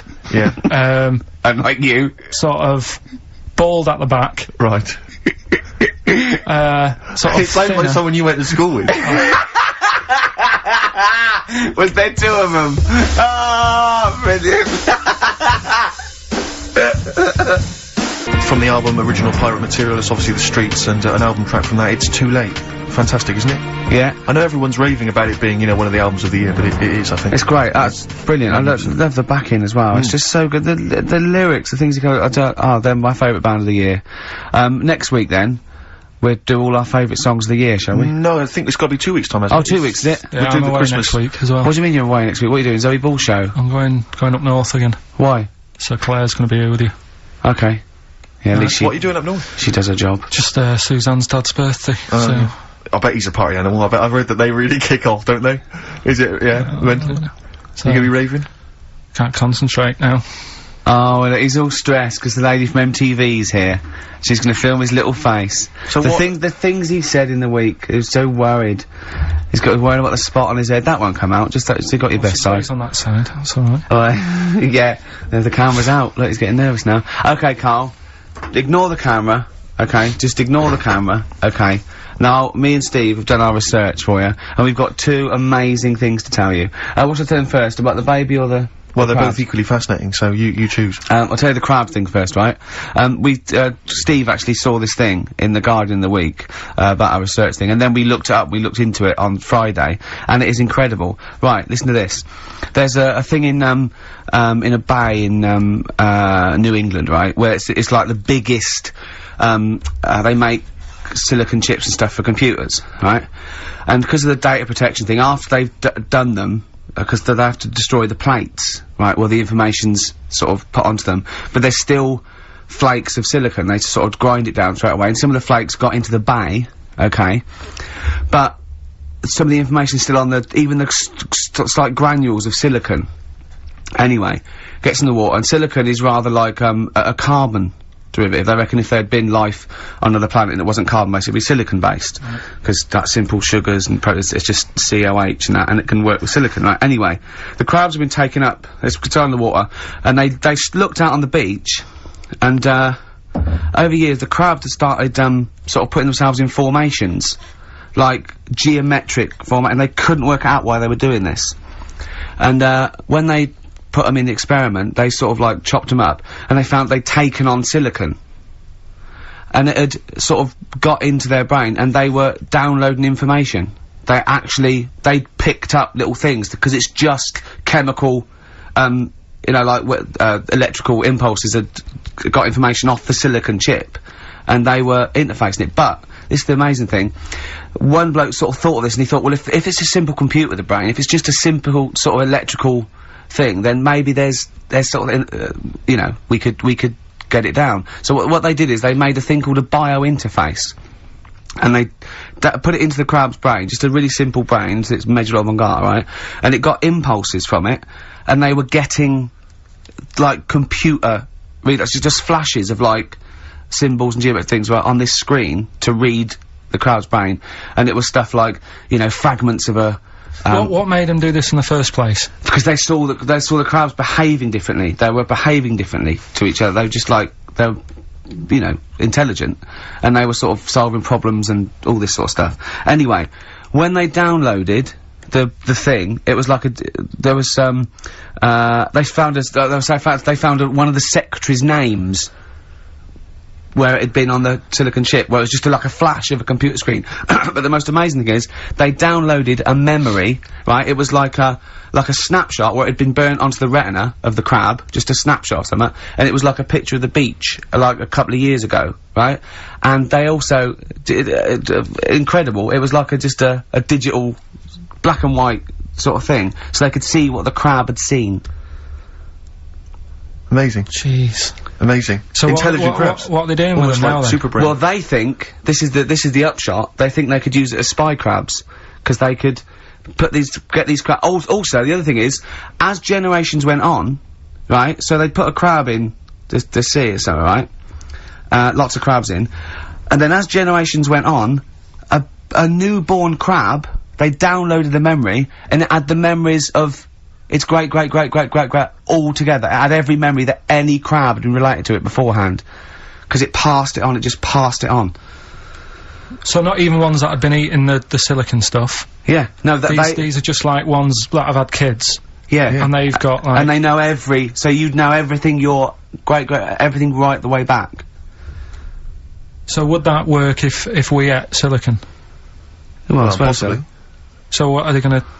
Well, they can use them for all sorts of things, though. I mean, that's what's incredible. I mean, I don't know how you train it particularly. I don't know, it'd be quite tricky to train, but I'm assuming if they can do it that way, then presumably they can give it certain silicon information, which they can then plant in it, if you like, within its sort of food. Also, if you get them onto enemy beaches, you'd have like 1,000 digital cameras just sneaking around. You could get like, you know, Osama bin Laden or someone just crawling around. They don't understand the information they've got. No, they don't know they're doing it. They just download them. So it's not like you could torture them and they wouldn't be able to sort of give you the information because they wouldn't know what information they had because they're just. But the first crab they downloaded, they just kept seeing the same picture of a big crab feeding it, which they really, yeah. Wow, that's what, like its mother crab or something. Yeah, as it was memories of it as a child. But they're not in colour, presumably. Because no, it's all in black and white. It's just a digital camera because it's just they don't see it in black and white, so it's just like I don't know. I think it's burnt onto the retina or something. And the only one that they kept were the ones they saw a lot of the time. Wow. I mean, in a way, some of the educating Ricky I've got for you today is on the similar lines. Right. Oh, you've got to be impressed by that. You've got to be impressed by that. That's pretty good. I mean, I'm interested to see, you know, what they do. What they do with what the crab developments are. But yeah, no, that's pretty good. Yeah. But I mean, amazing. Yeah. Amazing. Well, just digest that information because that's not even the most impressive one we found. I think it is. I suppose it's pretty impressive, but the next one's maybe more shocking. Okay, right. But let's play a tune and Ricky's got another extraordinary.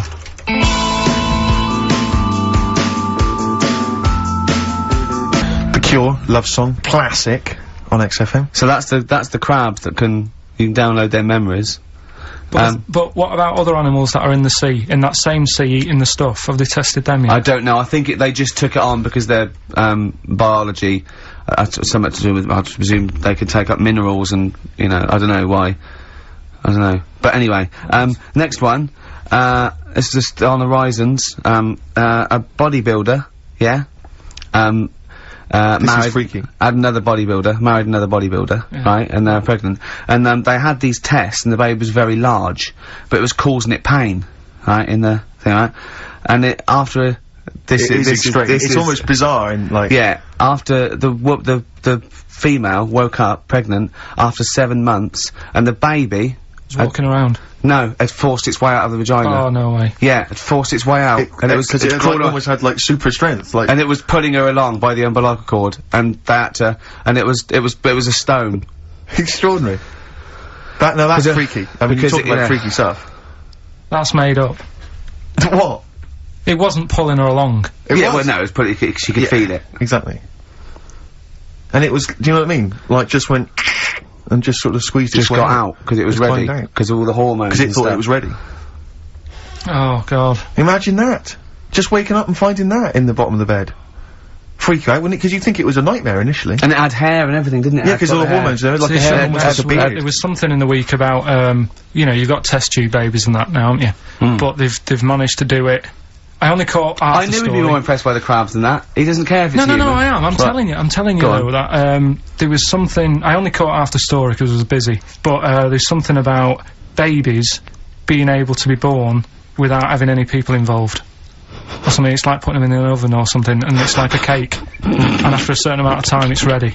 I think you can buy those in Argos for kids at Christmas. Well, it's my first baby kit. Yeah.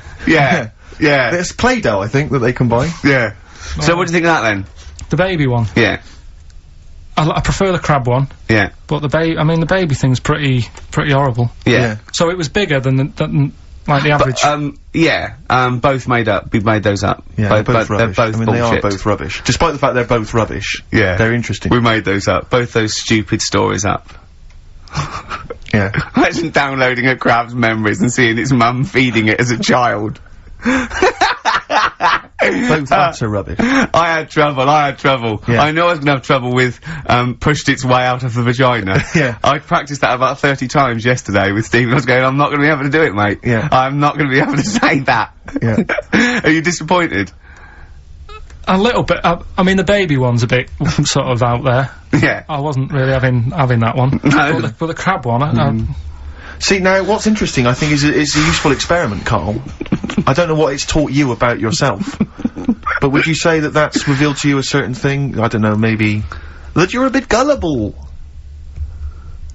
I mean, you know, what I'm saying is maybe you shouldn't accept or swallow hook, line and sinker everything you read on the web. Do you not think maybe a valuable lesson I feel bad, because I said to Steve, he won't be annoyed that we conned him, he'd be annoyed that they're actually not true. You'd love that crab thing to be true, wouldn't you? It wouldn't surprise me if it did happen one day. Sure. Yeah. So, and then he'd laughing. And it's, in the break, when I said about the crabs, you went, well, I'm keeping them then. Yeah. Yeah. Right, well, I know what you're getting at. with the educating Ricky, but, you know. Let's see. You've got, 3 titles. Yeah. That I tease you with, different stories. You take your pick and I teach you something. That did happen. That's a little bit of venom. Yeah, go on. First one is, don't rub it too hard, you'll get a rasher. I bet that's bacon related, knowing you. You've got enough is anus. Say that again. Enough is anus. Enough is enough. Well. But it's changed to enough is an anus. Yeah. And you've got, yeah. You've also got, will it be a bloke? Oh no. Will it like a bloke or a woman? What? Will it like a bloke or a woman? Will it? Yeah. Will it like a bloke or a woman? Wow. Yeah, so they're your 3 stories. Okay. That sounds exciting. Okay, well, I'll have will it we're like... gonna play a record now, Rick, surely. Yeah, okay. And come back with... Sorry about the crabs and the big baby. Alright. It's a valuable lesson learned. I'll think of a title for him. Yeah, Oasis. The Hindu Times. Karl just did his little screen test down the lens, and, he went, said, just look at the camera. He went, right, do you want to know about MTV? She went, well, it might be VH1. He went, right. It did Rockbusters, then said after the break, some Genesis. I'd dear. watch it. You didn't tell me she wanted all this. I thought you said, because I said you just bring your own camera in, and we'll put it down on some tape and pass that on to her. Yeah. So now, I'm doing 2 jobs at once again. This is what I'm saying to you in the week. I'm juggling jobs all the time. I tell you. Right, come on then. How much do I get? He looked straight at the camera and said that. Right. So, 3 stories. Don't rub it too hard, you'll get a rasher. Enough is anus. And we'll have that one then. That one? Yeah. Right, well, do you believe in palm reading and stuff? No. Yes. Sorry, yes. Yep. Yeah, of course. Sorry, I forgot. Yes, of course we do. Right, well, there's a fella who, he used to do palm reading. Oh, yeah. But a lot of people, he found that when he went up to him in the street and said, do you want your palm reading? He was like, a lot of them were like, you know, oh, you know, I'm a bit ashamed of my nails and stuff, because they're a labourer or they're a cleaner, or something like that. I know a lot of labourers are slightly embarrassed by their nails. Yeah. No, but... Yeah. So he found look at my bloody hands, Reg. Well... That's that hod carrying. Did I ever tell you that? Did I ever tell you that I got picked at school to make tea and serve biscuits to old people because I've got good nails? No, go on. Is there any more to the story? Well, that's about it. I mean, we used to do, like, I think the head teacher must have been getting something, maybe getting his mum in there for free or something in this old people's home. So he offered the kids of the school, he said, right, all sit at your desk and put your hands on the table. And everyone did.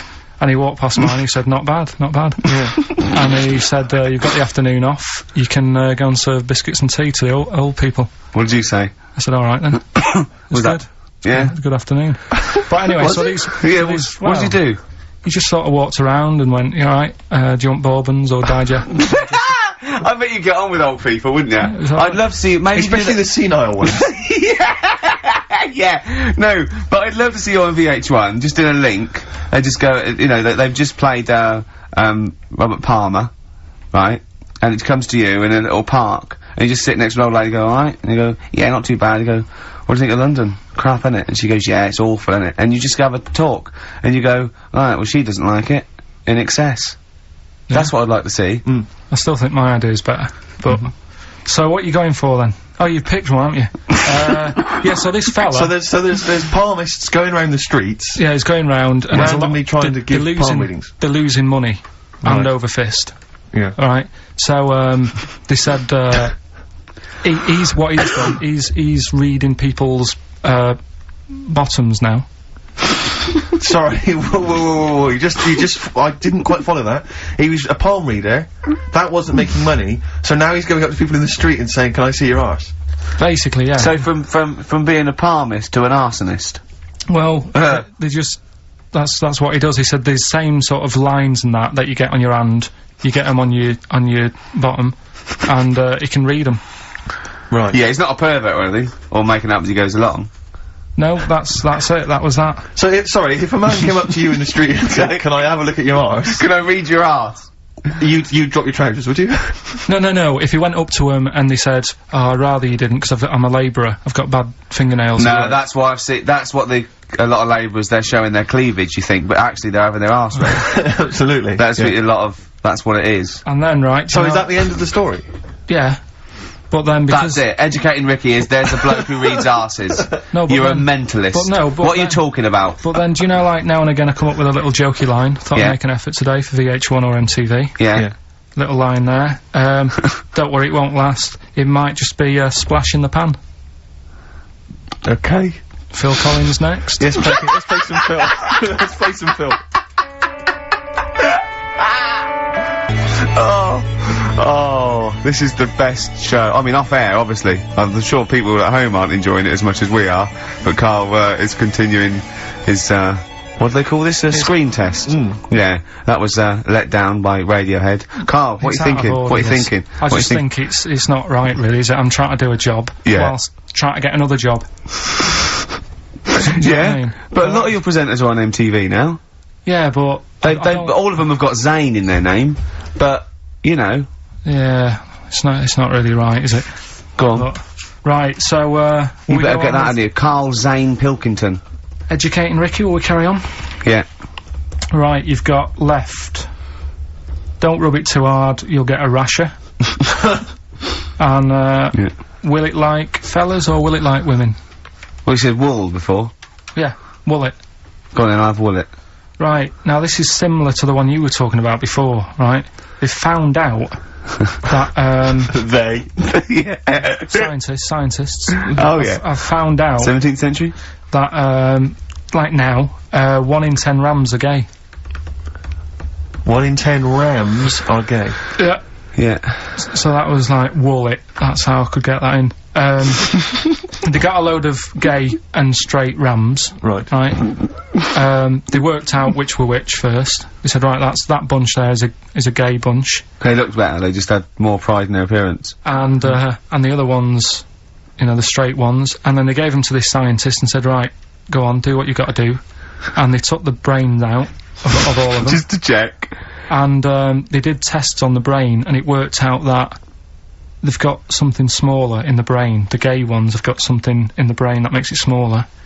And they said, right, well, that's probably how it's going to work on males, on like males and females and like humans. So you took from this that gays have smaller brains than straight people? No, there's something in the brain. Right, go on. So if someone's saying, you know, oh, I'm a gay, or they're not sure or whatever, they will now be able to find out. So you can go to the doctor and to find out if you're straight or gay. Is there any gay in my brain? Let's have a look. Do. You've got a little bit of a gay in you, yes. A little bit of gay in there. Yes, you've got the, you've got a little bent cell there. Well, that's why they did it, anyway. I don't understand how they could differentiate which were straight and which were gay to begin with, before they then gave it to the scientist. Wasn't that what the scientists figured out? How could they tell? There's one theory that it's genetically determined. There is one. There is a theory that's genetically determined, but I don't think it's as easy as pulling a sheep's brain apart and finding a little pink sort of like blob in there, and going, right, we've taken the guy out. Now he's going to go and shag some ewes. I don't think it's that straightforward. Although homosexuality does occur at a similar sort of rate in animals, I think. Yeah. Yeah. So you knew that, didn't you? So that's that one. I mean, I just like the idea of the farmer figuring out which is straight and gay. Well, that one's wearing quite a camp-looking neckerchief. So I'm thinking maybe he's gay. Is that? Yeah. I love the fact they can. That one's a big fan of Sophie Ellis-Bextor. Yeah. They put on ABBA and see which ones dance. Exactly. That's how they. Which one? Yeah. Put on like Barbara Streisand and see which ones sing along. That shit is rubbish. What did I find? What did you just say? That is rubbish. No, I found out other stuff in the week that didn't make the top 3. Wow. We haven't even had the. This must be mediocre stuff. This must be really bad. Yeah. Or it might be dubious. Go on. There's a woman in Ireland. Who has been with a fella for 11 years. Yeah. She always saying to him, you know, when are we going to get married and that. And he's like, oh, we don't need to. You know, we're happy and that. Do you know, like I am with Suzanne, it's like, there's no point, really. Yeah. Unless you have a kid, I don't think you need to, do you? Right. So, he was like, we'll do it in time and all that. Anyway, he comes home from work one day. He says, oh, go on then, we'll get married. She was so shocked, her hair fell out. Did you get that? Wow. So that's extraordinary. And what did he say? Oh, I'm not marrying you, Baldy. Yeah. Well, she was so shocked her hair fell out. Yeah. I love the idea of it just going to the ground. Fell out, Yeah, what else? Right, that's rubbish. That's rubbish. Next. You've also got, it's weird, isn't it, Rick, that the stories that we made up are more plausible than the facts he's actually giving I think we tried too hard. I think we tried to. That's what he's willing to believe. He's willing to believe that a woman's hair fell out when her husband came out saying, let's get married then. Oh, you old romantic. Well, yeah, then, here's a good one. Go on then. Right, in Dubai, this woman went to Dubai for a holiday.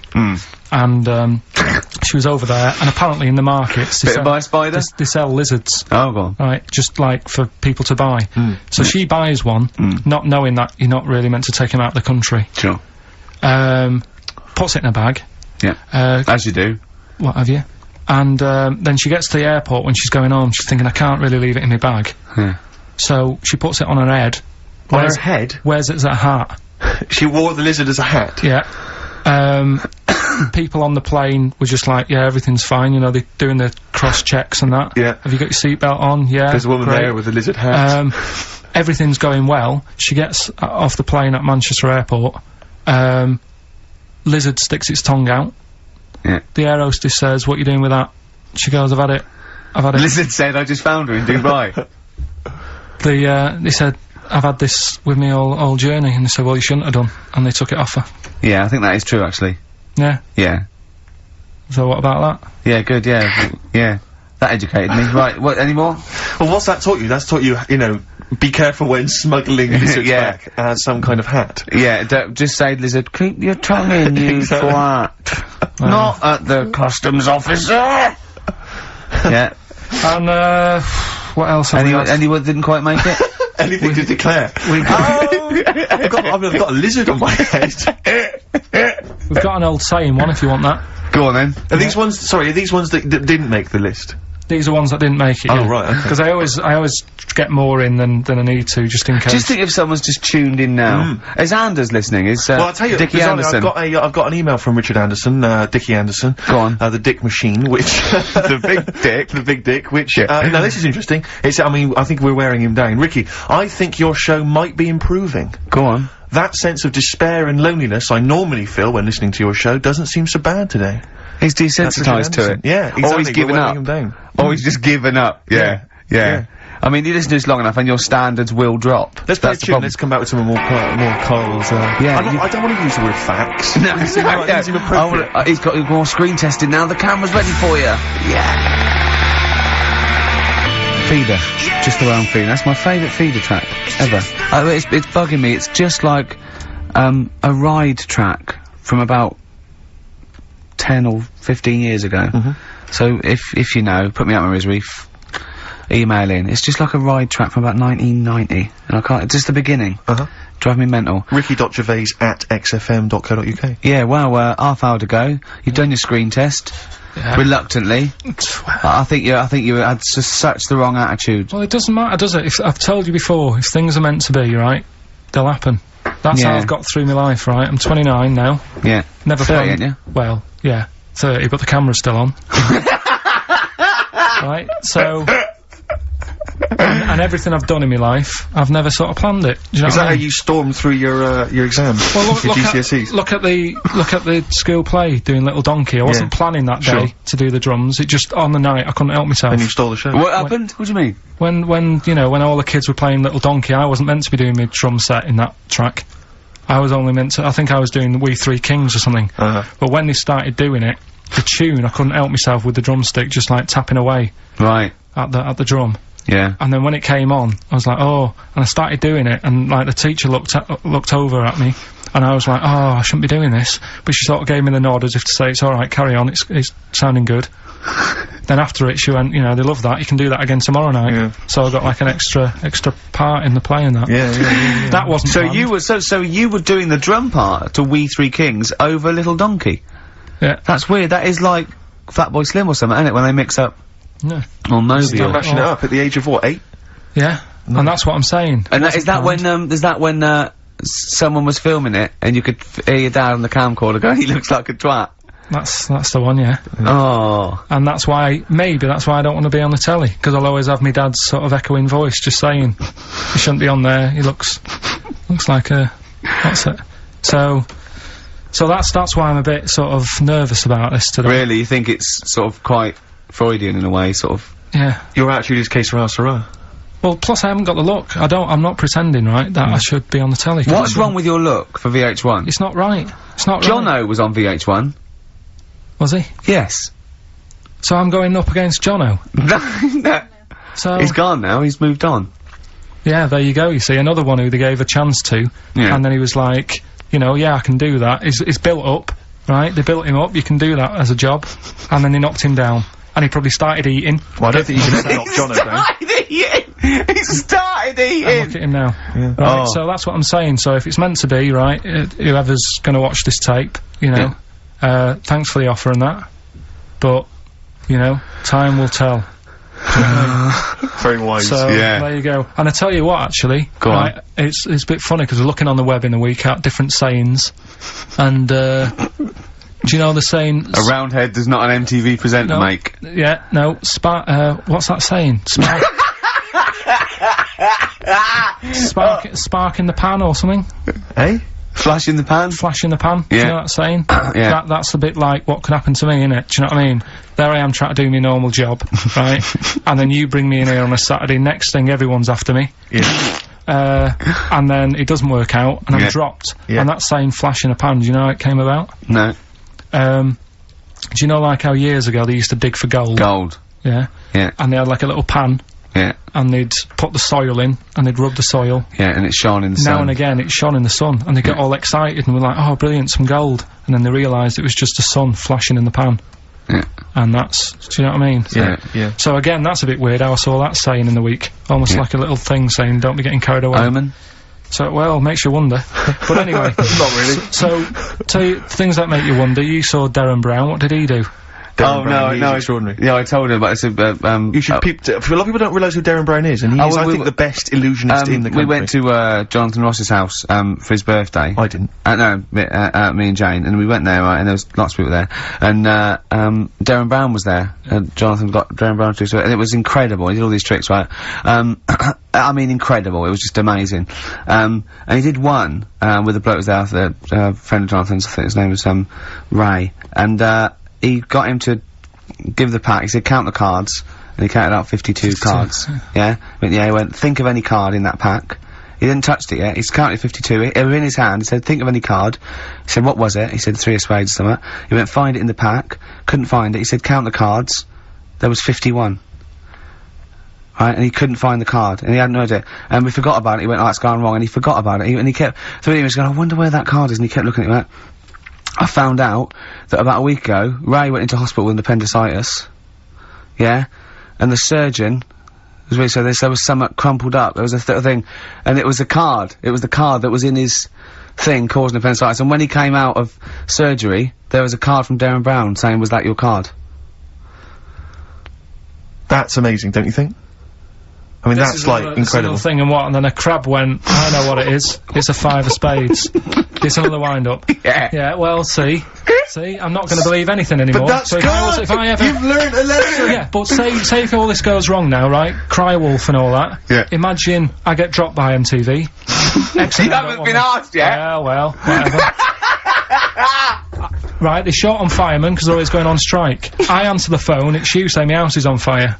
I don't know what you're talking about now, Carl. I don't know what he's talking about now. I think somewhere along the line there, Karl has been recruited by the fire brigade. Did you leave that bit out in the story? Start again. Yeah, right, that's what I'm saying. Because I just wound you up about crabs, babies pushing their way out of vaginas, and Darren Brown causing appendicitis. Right, yeah. Little, what's the saying about, little acorns don't gather any grounds. Crying wolf. You can take a fish to water and you can't make it swim. Well, do you know that saying, you can lead a horse to water but you can't make it drink? Do you know why? 'Cause its neck's too long. No, what? It's got an awkward neck. I don't know. That's correct. That is correct. Right, anyway, we've still got to come. Right, it's been bad today. I'm going to apologise to people listening today, because your mind's not been focused. Do you know, have you heard the thing that Rolling Stone gathers no moss? You aware of that? Yeah. Do you know what that's from? Where it's from? In Woodstock, right, the band used to go out and get this sort of like moss that used to grow there, and it was sort of like slightly hallucinogenic, right? And they used to come back and they used to all go out, everyone was out there, mamas and papas were doing it, the Doors, they all came back. But Mick Jagger and Keith Richards would never do it. But they'd smoke other people's. Yeah. A Rolling Stone never gathers his own moss. That was what it... seriously, Carl! Right, that's so we've still got to come. Rockbusters. Have you heard the saying, a fish in time saves 9? The clues were... Have you heard that? That'll never get off the ground. LZ. You've got... Have you heard that saying, out of the frying pan into the saucepan? You've also got... Carl. I'm trying to hold it together now. Well, yeah, no, we're trying to teach you something, Carl. Yeah, but you're not. Why? Because at least my stuff that I tell you, if you went into a pub and told someone... What? There was a blind girl, she hit her head, she could see. What's that? Well, just don't get down if your eyes are bad.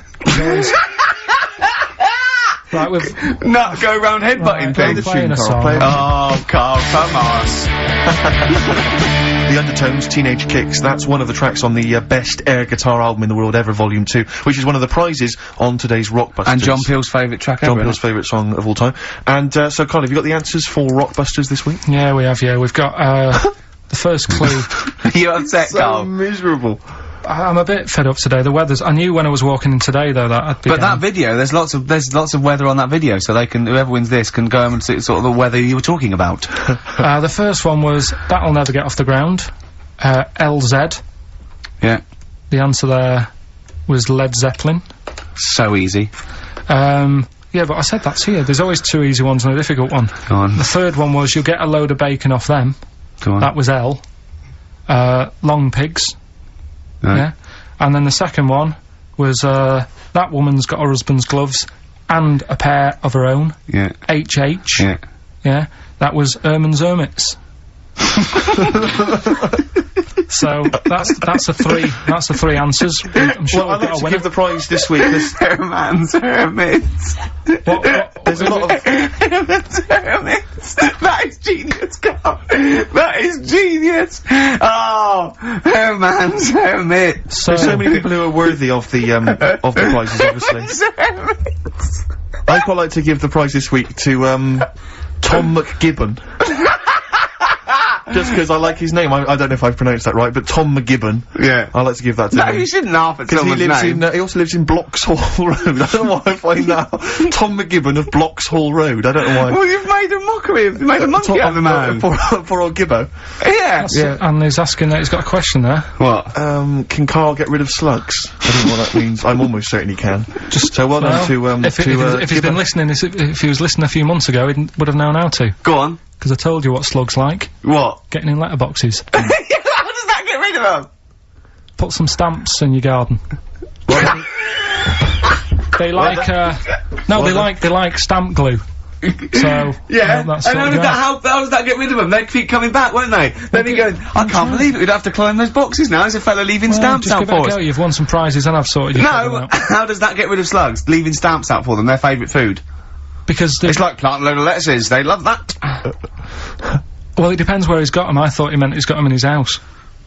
Okay. So, Oh, to I put don't know. stamps on the outside, they go, there's loads of stamps out here, lads, let's leave this house. right, so... Let's get out of this house. We've got one more... Go on. Educating Ricky to... Go on and quick then, and I need educating. Right, don't rub it too hard, you'll get a rasher. How was he gonna outwit Darren Brown? You said something in the break. Oh, I have to say, yeah, Darren Brown, who, we bumped into as well, and he did this incredible trick where he puts £40 down on the table. He says, I can tell you which hand you've got a pound coin in, let's say 5 times out of 5, you know, so I have a pound coin in one hand, I put it behind my back, I bring my hands out, and he can tell me every single time which hand it's in by asking questions, by doing various Well, he things. doesn't ask, but he just goes, no, you might put it in that one, you might do the same again, but then you're an intelligent person, you're praying up with it, he goes, so it's in that one, and he does it every time, and he gets it every time. incredible. It's absolutely majestic. And I mentioned this to Karl. Yeah. And, well, Karl, you tell me how you think you could outwit Darren Brown. Because your dad used to do this trick, you told me. My dad used to play this. Yeah. How old were you? Dunno, probably about 10. So you probably weren't as sharp as you were now then. So he used to play it, and the way of telling what hand he's got it in, his hand looks bigger. So that's all you've got to do. That's how he did it then! That's So how to catch Darren out, to catch It was a bit Darren out. different because he did it with golf balls, but But to catch Darren out, Karl told me, Rick, He did it with a spud! to catch Darren out, Yeah. the hand which hasn't got the coin in, just make it slightly bigger. Just make it, like, extend it slightly so it's slightly larger, and that'll catch Darren out. He'll never be able to stop That's that. how he did it. or just put a pound in each hand. Okay. And wind him up. Just go, no, you're wrong. You are brilliant, Karl. Yeah. Do this one. Did your dad used to do the one where he takes your nose off of your face and puts it between his fingers? Did you keep going to the doctors? Yeah. Yeah, go on. Right. You know how that's done? You know he's not actually taking your nose It's his off. thumb. Go It on. is his thumb. Last one. Yeah. Don't rub it too hard, you'll get a rasher. It's been a mess today. What do you mean it's been a mess? It's been a mess. What has? This. What? The show? Yeah. How has it been any worse? It's just all over the place. There's no sort of, it's not tight like it normally is. And she'll be going away with this, thinking that's what the show would be like. She listens On to the show. MTV. She knows it's a shambles every week. Go on. Well, don't rub it too hard, you'll get a rasher. Yeah. Do you know the saying, ham it up? Yeah, go on, yeah. Right, well, do you know what it means? Well, it means to overact. Right. Well, years ago, with actors in musicals and stuff, the actors used to look pretty ill on the stage because they didn't have proper makeup and that. Right. Right. So, what they used to do, to make themselves look Rub their face in pigs? well, they got bacon, rubbed it on the face, and it made the face a bit sticky because of all the, like, you know, the pig fat and bit of lard and stuff like that. And then they'd go and get some bricks. Bricks. Yeah, house bricks. Rub them together, make some sort of red dust from the brick, and then put the dust on the face. And the fat and the lard and that would make the dust stick to the face. And they'd look well under the lights. And that's where the They'd saying... smell great as well. Yeah, well... Lovely. Everyone likes the smell of bacon. No, but... So that's the old, ham it up, that's where like that comes from. You know, if it's true, I've no reason to think that it's not. So that's your third Educating Ricky today. So, what have you learnt? Nothing. Absolutely sod all. You've got your hamming it up. Yeah. Rams are gay. They know which ones are gay now. Now! And, At last, thank God. The fella who can hand read, an arse. If you missed the rest of the show, what are you gonna make of that? Have you just tuned in? You are a maniac, Karl. So- And you've had your screen test. I reckon we'll be seeing you on MTV or VH1 in the near future. How much is it? How much? I mean, she can't answer. What do you reckon I'll get? Because you see, the annoying thing is, I've just bought a flat in London, Yeah, in central London. yeah, MTV's in Camden. yeah. I wouldn't have bought in central London if I'd have known I'd had to go there. That was to make my life easier so I could walk to work. So now I've got to go out of my way. So I need to cover that. To be truthful, I'm not sure that the MTV gig is a certainty. Yet. She's pretending she's not sure, but she can't wait to sign me up. Yeah. I reckon you maybe start off with a few little interstitials, just like, you know, what do you think make of that, or Karl says, and, you know, a few of them. I reckon you'll make a few grand. Why has it got to be music? Doesn't Why have to can't be it be? I think that idea on the animals is good. I can do film stuff. I can talk about films. Elephant Man. Love that. Go on then, do a film review, quickly. Right, well today on, film review, we're doing, classic films, and today we're looking at, Elephant Man, John Merrick, one of his better pieces of work. It's a sad film. I've never really been able to watch it all the way through. Sorry, John Merrick's better piece of work was him being the Elephant Man, played by John Hurt. Yeah. Go on then. Sad film, when I was younger. Tell us a bit about it. What is it about? Who's John Merrick? It's about a fella who's got a funny head. Right, tell us this. And, you know, he lives in, I think he lives in London, in like about the 1930s or something like that. And he's being picked on all the time and stuff. And, first time you watch it, you'll probably cry a bit. And then the second time you watch it, you're just sort of thinking, God, that would be bad. Sort of having a head like that being picked on all the time. Then the third time you watch it, you might think, you know, oh, how does he get his jumper on? Then, dunno, probably bored of it the fourth time. but it's well worth watching, so, Elephant Man, Brilliant. yeah, see it. Brilliant. I think if you want to get on TV, Karl, you'd be better as the subject of maybe like an omnibus documentary. Living with Karl. Or maybe one of those, appeals in Comic Relief. It doesn't all go to the people abroad, you know. There's some people in this country that need our help. See you later. What is it? That's the Libertines, Time for Heroes. Oh, yeah. So, Karl, what a great day. Karl, he's done his, screen test. That's going back to, MTV now, to look the big wigs to have a look at. Shouldn't mention wigs. We've had, Rockbusters. We've had, Educating Ricky. We had Educating Karl. Yeah. Yeah. And, Claire here next week, so. Yeah. But you'll be back for the big Christmas spectacular. Yeah, and that's that. I've not been happy today. Go on, why? If someone's listened for the first time today, it is normally better than this. It's not. No, it is. It is. I don't think it is. So, so I really don't think it is. So that's that then. So I'll see you in 2 weeks. 2 weeks, yeah. Alright, enjoy yourself. Cheers. Best of luck with MTV. Alright, I'll see you later. Okay.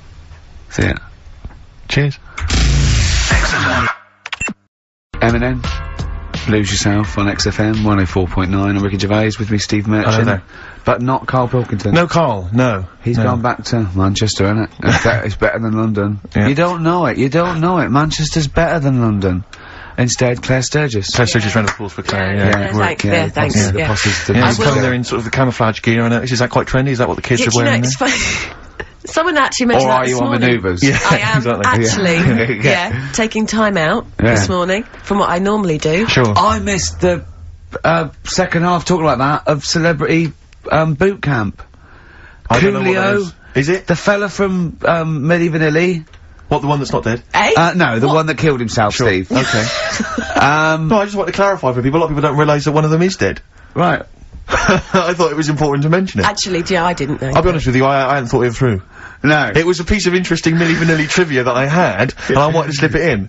But it wasn't really trivia, because it was a question. You went, what? The one who's not dead. What I'm saying, because I could have found a more tactful way of bringing up the death of one of Milli Vanilli, because I think there's a lot of people out there now upset, maybe actually, didn't realise. People who didn't know. That's quite a shock. I didn't see, I mean, I should have sat people down. Who died? Vanilli or Milli? I think it was Milli. No, it's Vanilli. I don't know, no, but I didn't know. I'm guessing, actually, I'm guessing. Well, I'm not confusing Milli Vanilli and Scritti Politti, am I? Because, I mean, that is a danger. Oh, no, you're thinking of, the fellow out of Grumple Palumple.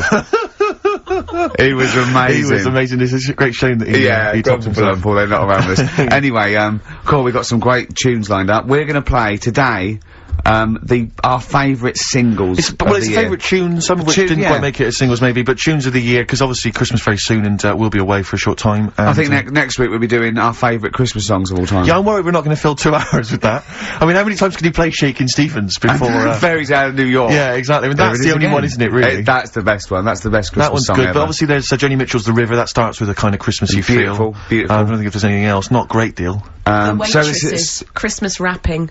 Is that one? Is that brilliant? Is that good? Yeah. So This Is Christmas, John Lennon. Paul McCartney came out with Simply Having a Wonderful Christmas Time. Christmas time, yeah, exactly. Yeah, but so John's was Happy Christmas War is over. Yeah. Of course it wasn't, but, hey, but I mean, at least he wanted no, to be. he was dreaming of it, Yeah. I mean, and bless him. And to show how much John Lennon's dead as well, I don't know if anyone's... Yeah, no, they do. Oh, yeah, that's just another bit of rock and roll trivia. I like John's protest against war. He stayed in bed for a week. Yeah.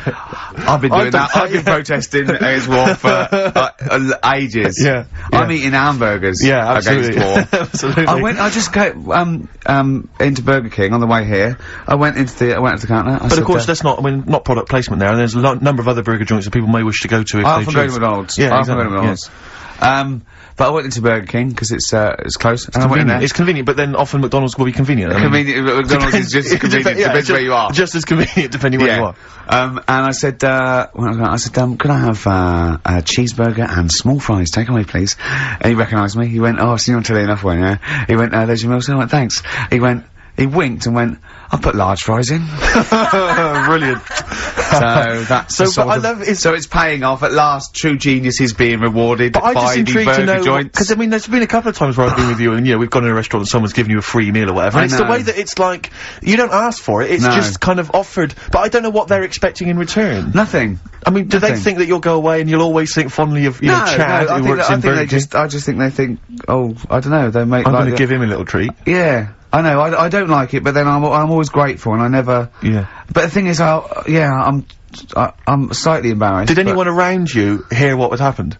No. Because I imagine the resentment, just the whole room No, they on didn't. you. I had to go around telling them. I went, I said, excuse me, did you hear that? He goes, no, he just gave me the free thing because I'm on the telly. And I went, I don't recognise. I went, you don't recognise me? I'm terrified now that, that someone could be listening at Burger King HQ. You know, I'm assuming this is an unorthodox procedure. And that little fella's got fired. Well, we know, they know it's Leicester Square now, because I just mentioned it. So they know which Burger King it is. Oh my god. I don't know. What was his name? Ralph Littleton. He had a name badge. Number 342. Well, I just hope Littleton doesn't get in trouble. So, what are we gonna play That could be a first? sad Christmas for him. He's probably keeping his whole family afloat. But it's Springsteen. Well, tunes of the year. I mean, I know people dismiss Springsteen, but, as I say, the gig I went to see earlier in the year, I made it in the end. Sturgis couldn't believe we were gonna play Springsteen. Brilliant. I just think, you know, leave aside what you think is cool and trendy and the fact that he's older now or whatever else. Really? Just leave all that behind and just listen to the tunes, because, you know, he remains a great musician. Lonesome Day? Lonesome Day's the current single, and it's the first track on the album. And, free chips. Absolutely. That's brilliant. The boss. Do we care if it's trendy? I don't care. We're like Huey Lewis. It's hip to be square, Steve. We should play some Huey. Oh, we can't. Can we? No. Oh, come on, the power of love. No. Oh. It's a curious thing. Yeah, yeah. It makes one man weep, makes another man sing. I don't know what's going on there. It's weird, isn't it? It's strange. Oh, flipping heck. Yeah. Springsteen there. Yeah, no, obviously he's playing again, next year sometime. I bet even trendy people thought, well, yeah, it's alright. But, yeah. I mean, I bet they wanted to rock. I bet they wanted to drive along a freeway. Well, I think you've got to be hard pushed to turn over the channel if you're driving and that's playing. Who wouldn't want to be driving a car while that's playing? You know? Down an open freeway. We are sounding, I know there's a little bit of irony in it, but we are sounding like Dr. Fox. Did you see the final of, Fame Academy? No, I don't watch Fame Academy. Foxy got in there. He was in the audience. No. Yeah, How did not Foxy work enough in? being on Pop Idol. He was in there. And do you know who was sitting next to him? Next to in Foxy? disguise. In disguise? In disguise, he had a little beard and a woolly hat on, looked like a badly drawn boy. Mackenzie Crook. Really? And we had to, we taped it, yeah, and I went, it is, and we taped it, and he was there. So he's back from America. Was and it obviously a false beard? No, I think he's... Is he befriended Foxy? Do you I think? don't know. Are they hanging out together now on the hog? We're gonna see him What was tonight. he doing in the States then? What was he doing? He's doing a film, Yeah, so Mackenzie. yeah. In fact, he probably is wearing a beard. He plays, we can't say too much about it, but he's playing a pirate, I think. Yeah. Oh, we'd make a good pirate. Yeah, exactly. So far he's been cast as a pirate and a ghost, which seems to make sense. Oh dear. So, I'll be pumping in for information about Foxy, because, you know, I'm a big fan of Foxy's, you know. I know. Both a DJ and a medical man. I like that. I like the way that you got Pumping and Foxy in the same sentence. Yeah, absolutely, yeah. I loved him. Calm down. Stop Did you just say pumping you're going to see him tonight? Is it Comedy Wars tonight? Yeah. Yeah, Oh, it's the big that's so do, exciting. yeah. You're going, obviously. Yeah. Of course. What are you wearing? What are you wearing? Very boring, I'm afraid. What? Very traditional tuxedos. Tuxedos. We went shopping together and bought them. It's quite sad, I don't know, I should have said that. Lost a certain degree of rock and roll cool. It was funny, because I went straight in, I went 42 chest, 36, 30 leg, that's fine, right? Steve, I had to stay there looking at Steve trying about 9 jackets so the arms weren't too short. Yeah. I suggested at one point go down to London Zoo and see what the gibbons wear. Because it's every single... Those jackets you see them wear when there's an organ grinder. Now, who's making those? I want one of those. He's 6'9". Yeah. Oh dear. Have you got the cummerbunds and things? You've got... Well, this is the thing, my father phoned up. You know, I have conversations with my parents, which are always, they'll phone up and it'd be like, alright, how's it going? Yeah. What are you having for tea? What are you having for tea? Probably having a lovely, I'll probably have a spaghetti bolognese tonight, Dad. Oh yeah. What have you had, Dad? Oh, your mother just made a lovely lasagna, Steve. I mean, it literally, that's the conversation. It's like, yeah, I think every parent is they're just interested in food that you've eaten, food you're planning to eat, food you've enjoyed in the past, because they just want to know you're eating. That is And then, have you got enough vitamin C? Got enough vitamin C tablets? Because I can always send you some. I can buy them myself, Dad. I'll send you some. It's not a problem. Dad, I don't need to. So anyway, he says, what have you done? You know, and I'm trying to think. I think to myself, he'll be impressed if I bought a tuxedo. I say, I bought a tuxedo. Will he like that? Yeah. He said, you bought a tuxedo. Why didn't you rent it? I said, well, it was quite cheap. He went, how cheap? Told him the price. He went, no, it's not bad, not bad. Elaine! You just bought a tuxedo! You just bought a tuxedo, Elaine! Yeah? He said, have you got a cummerbund? I said, a cummerbund. I said, do I need a cummerbund? He said, well, you're gonna be dancing? Like he knows the Like he knows, like he's some kind of, like, I don't think the man's ever worn a suit, let alone a tuxedo. What does he know about? I love your dad. Gonna be dancing? I just the idea of him being at some kind of do, and right, Elaine, jacket's off, cummerbund's on, time for a dance. You know a cummerbund? Do you wear it over your braces then? Because those things are... Because you're not wearing a belt, I assume. No, you wear it under the braces, I think. No, you don't. Do you? I don't wear know. it over it, don't you? Over the belt, but braces is different. There's no belt. Well, no, There's if no you... belt in a tuxedo, is there? No, you're right. No, you're right. It is over the braces. Sorry, how many people tuned to XFM are worrying about the etiquette of No, cummerbunds? but this is important because of the Comedy Wars which is going on. It's live tonight. Yeah, no, yeah. Well, that's But I tell you this, Rick, I tried on the tuxedo I bought yesterday. I got a new shirt as well. I look like James Bond. I'm not gonna lie to you. No, I do look like James Bond. I look exactly like him. It's uncanny. It is uncanny. Really? Because the bloke in there said you look like a lanky streak of piss and I looked good. No. No, he did. Because as you were walking out the shop, he called me back in and said, you know that... I know, that was for show. That was for show. Because when, the very last time when you were definitely... He said you look like Oddjob. He said you look like Oddjob. No, he said you look like Blofeld. He said when you were definitely on the tube, he said you look like Blowjob. He said you look like Freaky streak of piss with a stupid gingery blonde hair and he said you look like a combination of Blofeld and Oddjob. You look like Blowjob. He said He is a lanky twat. He said Blowjob. Richard Ashcroft on XFM 104.9. That's in the top 5 for me, the singles of the year so far. Well, yeah, we're talking about, what are we talking about? Comedy Awards, your dad, cummerbund. My father's cummerbund. I'm sure it is over the braces, I think. Yeah, well, if anyone knows that, if anyone knows the kind of, rules. So, are you actually wearing one? Rules. Are you actually wearing a cummerbund? Well, I asked him, he said no, he said don't bother. No, but then I'm thinking, what if I dance? What? If I do some grooving later? You shouldn't. Why not? Well, I've seen you dance Don't give me that. No. Don't give me that. No, wait. It's not that you're not a good dancer. That dance you did in the office, that's your best dancer. No, it's not that you're not a bad dancer. It's that you I've seen you hit people in the face with your elbow. So there's always going to be casualties. Actually, Rick, if someone's busting a good move, it's murder on the dance floor. I've danced with Steve. Have you? At one of indie discos at Uli. There you are. You've never forgotten. And he's good. He's I am right. pretty good, aren't I? Yeah. He is actually I tell you, the only alright. problem is because You I'm were so in the tall. bar, but he was Because I'm so alright. tall, I do tend to tower like 2 foot above everyone else, and that does make me look slightly freakish. I wasn't going to use that word, but I can see where you're coming from. Yeah. So I do feel slightly self-conscious. Why so don't you hold them? Why don't you carry them when you're dancing with them? So they're... Well, no, but the thing is because then you could dance with Jeanette Cranky and still not look Sure. too weird. Sure, but that would be weird, wouldn't it? You holding Jeanette Cranky and dancing with her. Would that be weird? I think we've all had that fantasy. But what I tend to do is because I'm conscious that everyone is can see me and that I'm sort of, I'm quite visible on the dance floor, what I'll tend to do is maybe dance on any kind of podium that they might have in some of the bigger dance clubs or, any kind of stage. I just get up there, bust some moves. Yeah. Because then it's like, I may as well put myself on public display. Yeah. Rather than just people think Because then you're going, look, I know what I look like. Yeah, I know how great I look. Yeah. No, No. because it's, that's your opinion if you don't think it, but that's again a lot of jealousy. I mean, a lot of what you say is jealousy. He went for the normal shirt, I went for the wing collar. I just thought I might as well. I do like a wing collar, actually, Yeah, yeah. I What about a proper bow tie? I You have to tie yourself. bought. I went a bit berserk. I even bought Union Jack cufflinks because it's the British Comedy Awards. Nice. You know what I mean? Who's So hosting Well, this more show? money than sense. It's peace of mind. yeah. I mean, you're earning so much cash now that you don't know what to do with it, aren't you? Really? I mean, I don't know what it is you're spending on, but yeah. I said how much. I said not expensive enough. Exactly. I said I'm going to give you an extra tenner.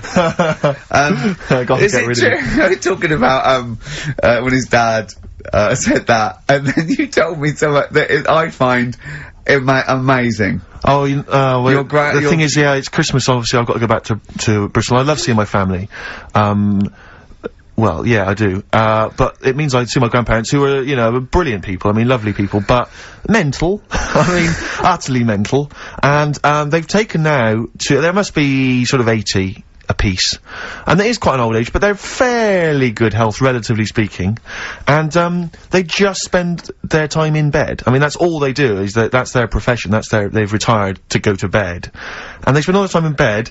I tell you what they're like that old they're like all that old family in Charlie and the Chocolate Factory. Oh, yeah. Remember, none of them had got up for like 25 years. Yeah. And you said that they go to bed and they go to sleep, but then when they wake up, what they do is put an extra pillow, so they're slightly more upright, and that's them in the day. That's their daytime thing. But they get up and cook and stuff. What they do is they've got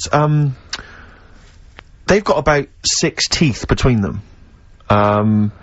I mean, my grandmother needs false teeth, but refuses to go and have the old ones extracted and the false teeth fitted. So she's working with about 3 or 4 teeth. Oh. My grandfather had false teeth given to him during the war. Wooden ones? Well, it was plastic teeth on a wooden pallet, right, that sits at the top of the mouth. He's still got the wooden pallet, but most of the teeth have come off. So there's about 4 teeth left. 4 false teeth. He's got a set of false teeth that make him look like he needs false teeth. I mean, that's pretty bizarre. So the problem is that they have to get up. They get up about 7 in the morning to put on, say, some beef or lamb, whichever they're going to cook. They put it on at 7 in the morning, so that by the time they eat it at 6 at night, they can use the phrase, this is what a good meal is for my grandparents, if they can use the phrase, oh, that's lovely, you could suck it away. You could suck it away. Who wants that from a roast dinner? You may as well blend it up and serve it as a broth. I don't want that phrase coming from old people without teeth. No, indeed. Because it must remind you of your rent boy days. Exactly. It brings it all flooding back. Oh, God. Flooding's the word. Exactly. Should we play a record before we get really disgusting about your grandparents and blowjob? That is the worst thing we've said the word blowjob far too many times today. And in the same sentence as I can't believe. Anyway. And it's Christmas. Yeah. Don't forget what Christmas is about. Come on, spare a thought for the underprivileged people. Yeah. Steve, is it Ben Queller? Do you want to play love a bit of Ben Queller. I don't know, are you a fan? I love him. Yeah, well, this is a cracking tune. Okay. And, and I think we'll enjoy that. Let's just slam dunk it. Why don't we just stop and think about what we've done? I'll tell you, they do spend so much time in bed that they actually, I'm sure war will have to sing. Ben Queller, in other words. That's fantastic. That ending is, oh, God. It's like Ben Fold 5, bit of old out, and that's great. You had him in session, didn't you, Claire? Yeah, Did you meet him, or did you... Because he's quite young, isn't he? He's very young. He came in about 6 months ago to do something for John Kennedy, and I also a session for me, and I repeated it this week as a best of the year sessions, because he did 3 songs, stunning stuff. It's just him and the piano, was it, or him and a guitar? It was just him. Yeah. Him with a couple of instruments. Stunning. And also he did a Dingwalls gig for XFM listeners, and the reaction from the listeners phoning up trying to get tickets was incredible. Really? It really has touched a nerve. Yeah. And well, like you say, Ricky, I mean, it's really... It's great. Well, I just think we were talking, there's a kind of lack of music that sort of seems to be making use of instruments and just the sound you can make with a piano and a guitar and drums. Do you know what I mean? It's like, it's so invigorating, and you get kind of stuff like, you know, the Streets and whatever else, or, you know, kind of hip hop and stuff. And I love the fact that a lot of, pleased to see Miss Dynamite on Top of the Pops last night using a live band. Really it really made her whole sort of R&B sound really exciting. Better than the other one. Yeah. Anyway, that's us being Muso. That's us being terribly Muso. I like that's that. us being Muso for the year. That's enough of that. Well, we are playing our favourite records. Well, it's nice to be able to talk sensibly without Carl interrupting with some gibberish. You know? I mean, bless him, Carl. bless him. I don't see it as gibberish. He's probably listening on Sky or something. Yeah, 864, channel 864, or around the world on xfm.co.uk. Get that in. Is that what you have to do? What do you do today? You just go into the website, do you?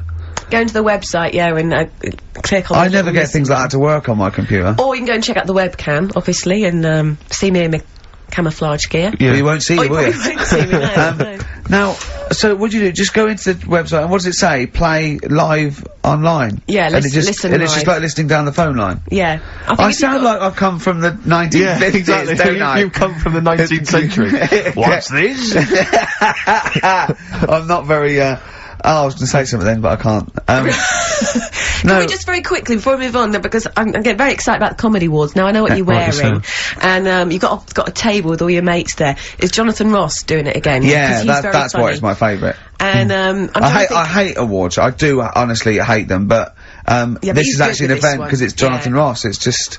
Well, I was talking to someone about it, and I might mention it, before, but we did an award ceremony. We went to an award ceremony last year where everything was sponsored by corporate groups, you know, by businesses or by, you know, different. It was a kind of, everything was sponsored. And I swear to God, the pudding was sponsored by Electrolux. Yeah. And I'd never eaten a pudding before sponsored by anyone. And it was, you know, it was a very odd affair, that. I thought that was very strange. Because it seemed as though corporate people had paid for a table so that so when we came out, someone came on stage and said, well, we've got a lovely number, a wonderful collection of celebrities here this evening. Oh, God, do you remember that? And it was, please, be upstanding for your chairman, Tom O'Connor. Yeah. We were made to give Tom O'Connor a standing ovation. We had to stand up so we could give Tom O'Connor, former presenter of Crosswits, a standing ovation. We're talking about the cream of British, TV talent, giving him a stand-up. Not that he doesn't deserve it, I'm sure he's a great entertainer. But so I think, Sir Cliff was there, wasn't he? Seen the back of the stage this week? I don't want to talk about it, it's too embarrassing. Why? Tom O'Connor's on there, thanking Mel Young, the BBC, for giving him a part in Doctors. Yeah. I love that. He had to take out a whole page. So sweet. He obviously spent the fee being paid for the show. He's just so pleased to be back on TV. What, an advert? Yeah. A whole page thanking the BBC for having him back on telly. Stop it. But we're laughing, but it's going to happen to you in about a year's time. Exactly. Oh, God. Anyway, I just want to know, bad behaviour. Who do you think's going to behave badly this year? Because I don't think anyone. We've had, you know... Well, we had the Barrymore and Clary. Clary, the fisting, and Barrymore throwing his monitor. That was funny. It? The Hearn, what was she? Oh, she's head there's not any of the kind of. There's not really any sort of. There's not really any kind of wayward people at the moment, is there, in showbiz? In terms of entertainment comedy, there's no one who sort of seems to have a drunk or drugs problem. I'm worried about Ricky. Sadly, I'm worried that something might take hold. The devil may care. No, I think he's very careful. He's a bit careful. Yeah. He's so. I mean, too tired. Yeah, too tired. Shout and scream. You have been kind of coughing and wheezing throughout today's show. I had a fight, didn't I? Oh, we should talk about the fight. Yeah, we can't give out the result. We can't give the result out on the fight, but... No, I've got a cough. I just got a cough again. Got a bit of a cough. I'm scared I'm allergic to something. What if I'm allergic to... I was worried today that... What if you're allergic to wheat? Oh, no. Well, that'd be terrible. But I was worried, what if I'm allergic to my cat? Get rid of it. Oh, no. Well, it seems that easy, but... Well, it is that easy. Throw it out the window. That's how I sort out that. I'm not a trained doctor, but that's how I sort that one out. I just like to apologise for any. But they always land on their feet, don't they, Kat? So that'll be fine. And it's got 9 lives, so if it lands on a spike, it'll be fine. Oh, don't. Yeah. What happened to me? Because you can't laugh, because of the fight in the ribs. Oh, yeah. Because you took quite a bad... I have to say, though, that I remember we were talking on the radio about what Ricky should come out to for the big match. For those that don't realise, Ricky at Christmas, there's a TV show on. Ricky, I don't know why, even to this day, why you agreed to do it. Nor do I. But he's doing a celebrity boxing match, fighting, and he was described at the beginning of the fight, Rick, I don't realise if you, I don't know if you know this, he was described as entrepreneur, Grant Bovey. Well, husband of Anthea Turner. I don't know what that means exactly. Well, he does bits of business, I assume. Businessman. Sure, yeah. Businessman, entrepreneur. Yeah. But, like Arthur Daly what was was I described as? Yeah, you were described as I think fat, funny man. Oh, right, he might be something like that, or a comedian and actor. But Ricky came out to, Mama Said Knock You Out by LL Cool J. Nice. I don't know whose suggestion it was, I think it might be mine, but it was, blinding. And I noticed you were really, they'd almost, I mean, it was ludicrous, really. You came out in the shorts, you had the, Well, I was acting up. I know, but you really they were going, don't you laugh, all my corner, and I think I overdid it, didn't I? Well, he was kind of prowling around the ring, staring staring Bovey out and staring the crowd out. So embarrassing. And kind of looking really, but of course he's got this ludicrous beer belly. Do you know what I mean? So it looks like Johnny Vegas is like I was meant to do. Yeah. And Bovey looks quite a sort of athletic guy. He's really so he fit, looks like he could actually be a boxer. But did you have like obviously they're filming it for telly. Did you have the production crew saying, right, stop, cut, can you just throw that punch again? No, it was a real fight. They just let them go. I think people lose prize. I think they're going to see it's a real fight. And I tell you, it's unpleasant. I mean, it's actually an unpleasant thing. Okay, well, I'll tell you now what Karl said, because Karl was there, and he said to me, I can't do his accent. He went, oh no, it wasn't nice. It wasn't nice. No, it was, although I have to say, I was really kind of riled up by it. I mean, I've never been to a fight before, and I just was like, come on! I was like, smash his face! I was really shouting, I was just going crazy. Shouting for me, though, were you? No, I was shouting for, then I just decided to try and freak everyone, so I was shouting, kiss him! Snog him! Lick him! Ask him out! I was shouting that in a vain attempt to throw someone, and, it was extraordinary, but I tell you, I think you'd be better off, like, if they sort of brought back wrestling. Wrestling from the 70s, like Big Daddy and Haystack. Like Mick McManus. Yeah, exactly. Because I think you've got more the physique for wrestling. I think I'm too young for wrestling on British television. They were always about 65. I think they're 58, one of them, Les Keller. Yeah, but the outfits are fun. Oh, they get, a bit too tight, weren't they? Yeah, and it was always that kind of shiny, whatever preceded lycra. I know, with just a little winkle showing. Little winkle. Little man with a little winkle in their tight shorts. Why were you looking? Oh, I've done you. Oh, play a record. I've done you. I'm not. Well, answers, please. I'm not one of them. You're not looking at mine now, are you? Yes. Those are the Red Hot Chili Peppers, and they're still going strong. Oh, indeed, yes. That's one of my favourite tunes of the year. You enjoyed that? Yes, absolutely. Yeah, these are all mutual. We love them all. We're not absolutely, really. We're not annoying each other by putting in songs the other one doesn't like. We're like a team today, innit? I think that's the Christmas spirit. I don't know what it is. We've come together. We're sort of unified. Yeah. Yeah. In the absence of Karl. Yeah. Who often divides us. He often comes between us. Does he? Like, yeah. Well, I'll tell you what it's like. It's like a child. Like, it's like we're a married couple and he's sort of our autistic child or something, and sometimes it just puts a strain on the marriage. And we all three of us love each other. But because he does love you guys. Yeah, exactly. But sometimes it's hard. I hear him talking about you in the office sometimes. He looks up, he aspires to you too. But it's times like this because of to be honest, the baby Jesus that we we realise that there's beauty in everyone and it's all right. Yeah. Exactly. He's never had that before. No. Well, I have to say that I'm really getting into the Christmas spirit. When I was younger, I didn't really enjoy it. I was quite cynical. I was quite, rock and roll. But now I'm sort of, I walk in a department store and if there's one of the old, chestnuts are roasting on an open fire, which that classic tune, or any of those. One of those old boys that stand outside the British Museum. Right, yeah. No, right, you mean the tune, yeah. That one, or, how does it go? Chestnuts roasting on an open fire? Chestnuts roasting on, Jack Frost nipping at your nose. But I can't get enough of them. I love it. I'm in a department store, it's frosty outside, it's warm in there. Have you ever roasted your chestnuts on an open fire? I have never done that, no. I have not done that.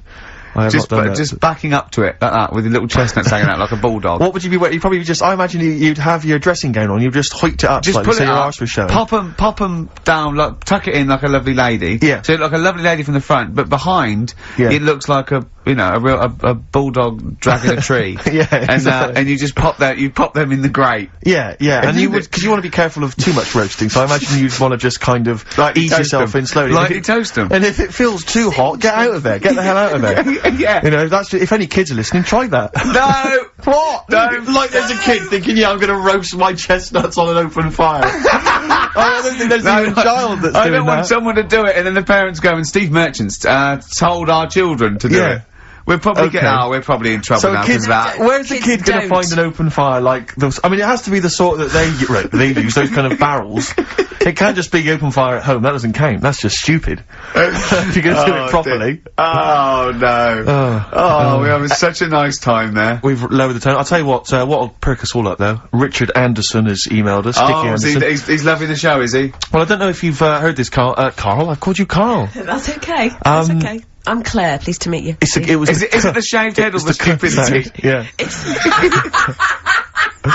It was the k sound. Because didn't I call you Arthur or Jack or something last time? You called me, I can't remember. I don't know, but it was quite embarrassing. Claire, I'll be honest with you, Claire's quite an unmemorable name. Yeah, I know. But yeah, Dickie Anderson, he's a guy, I'll be honest with you, he's not a big fan of the show.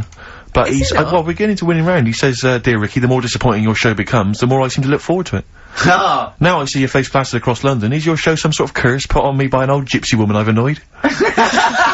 You know, good point, Dickie, but, Dickers. But Randers, as I call it. Yeah. He can't listen now, I know what he's doing. Yeah. He's tucked him in, he's backing into the fire as we speak, and he wants to roast them till they spit. Oh dear. Oh. Thanks for listening, Anders. Thanks for Anders. And Merry Christmas to you and Happy New Year. And as you know, you've got a lot to look forward to, because our first hour is always the best. That's exactly so you're going to be loving it till 3, cockers. Oh dear. What should we play? Well, this is, every so often I get sent, a CD by a friend of mine, Harry, who, just sorts me out with tunes that I may have missed. That's such a good idea, by It is a great idea. And, this is one that I think it came out this year. It's a Teenage Fan Club, and they teamed up with Jad Fair. And I think it's a mixed bag, the album, apparently, but this is one of the good tunes on it, Near to You. I'm afraid your CD isn't working. Oh, no, it is now. No. Oh, it's not me, Steve. Honestly, it keeps Claire, stopping. It looks like it's you. No, honestly. You're pressing buttons, you're fiddling with buttons. No, look, it comes back again, look. Right, you can't play that. Look, I didn't touch it. This never happens when Karl's here. It does. It does, you're right, yeah. Yeah. I tell you what I'm gonna do. I'll swap it into another CD machine. Can we play Oasis? Oh, it's another one of my favourites. The Oasis Back on Form. Yeah, Rick, I'm not discrediting the tune, I just feel like... Oh, Steve's not carry on. No, it was a good hour. It was a good hour of radio, and it's just been cheapened. Actually, you're right, it's just gone 2 o'clock, and already... Yeah. Starting to fall apart. Well, this doesn't bode well for the Comedy Awards. This is a good anthem. This is a good Britpop anthem. Old Noel back on form with the old singer-songwriting. This is Little by Little, and Oasis. He's a giant. He's like a giant, isn't it? And he's a giant, and he starts off little and gets bigger. Little by little, he gets bigger. Little by little, but bigger by bigger, I'd have called it. Yeah, well, that's what makes you, a genius. Award-winning. Yeah, absolutely. Oasis, Little by Little. Little by Little, do you want to explain who you are? We played some great tunes. I'm Ricky Gervais. No, I'm Steve Merchant, and that's close to just on your Pilkington. It's XFM 104.9. Yeah. And, what is it on Sky? What is it on Sky? Oh, channel 864. Ricky, people are saying they can't see on the webcam. You just stick a leg up or something, just so that's his foot. Was it just on you, is it? Oh, because most... But they can't see me because I'm in camouflage, so it's not a very interesting picture. I got a wave, there you go. Yeah. Does anyone log online? I don't know how does the webcam look? I've not ever seen on a webcam. Is it just kind of, because normally aren't they kind of really sort of, jarring and does it take pictures like a digital camera? It's every 15 seconds it updates. Right, okay. You get a still picture. Is it right? I see, okay. Right. Oh, it's still pictures, is it? I didn't realise that. Yeah, every 15 seconds, yeah. So they can't actually see, you know, like if I was to bust some amazing dance moves. No, they would just see. Well, if you did it every 15 seconds like you move, they could then print them off and do like a flicker book. That would work. So they could see, they could see doing windmills and, you know, really, King Tuts. Yeah, all that. Yeah, scissor kick. I'm running out of steam now, Steve, a bit tired. Are you? So I've got 15 minutes to do, so we better think of something to say or I genuinely was gonna ask you, because obviously Christmas is approaching and I've not even started to think about Christmas gifts, so I don't know how you're getting on, Claire. I never do. But, because Claire, you're aware of what Ricky bought his family last year, aren't you? Oh, yeah. Do you know, I am, because he told me and I'd completely forgotten. It's extraordinary. It is extraordinary. I mean, how much thought and planning went into it? Right, I was pressed for time. How many kids were there? How many people were there? This is it. I've got a big family, okay?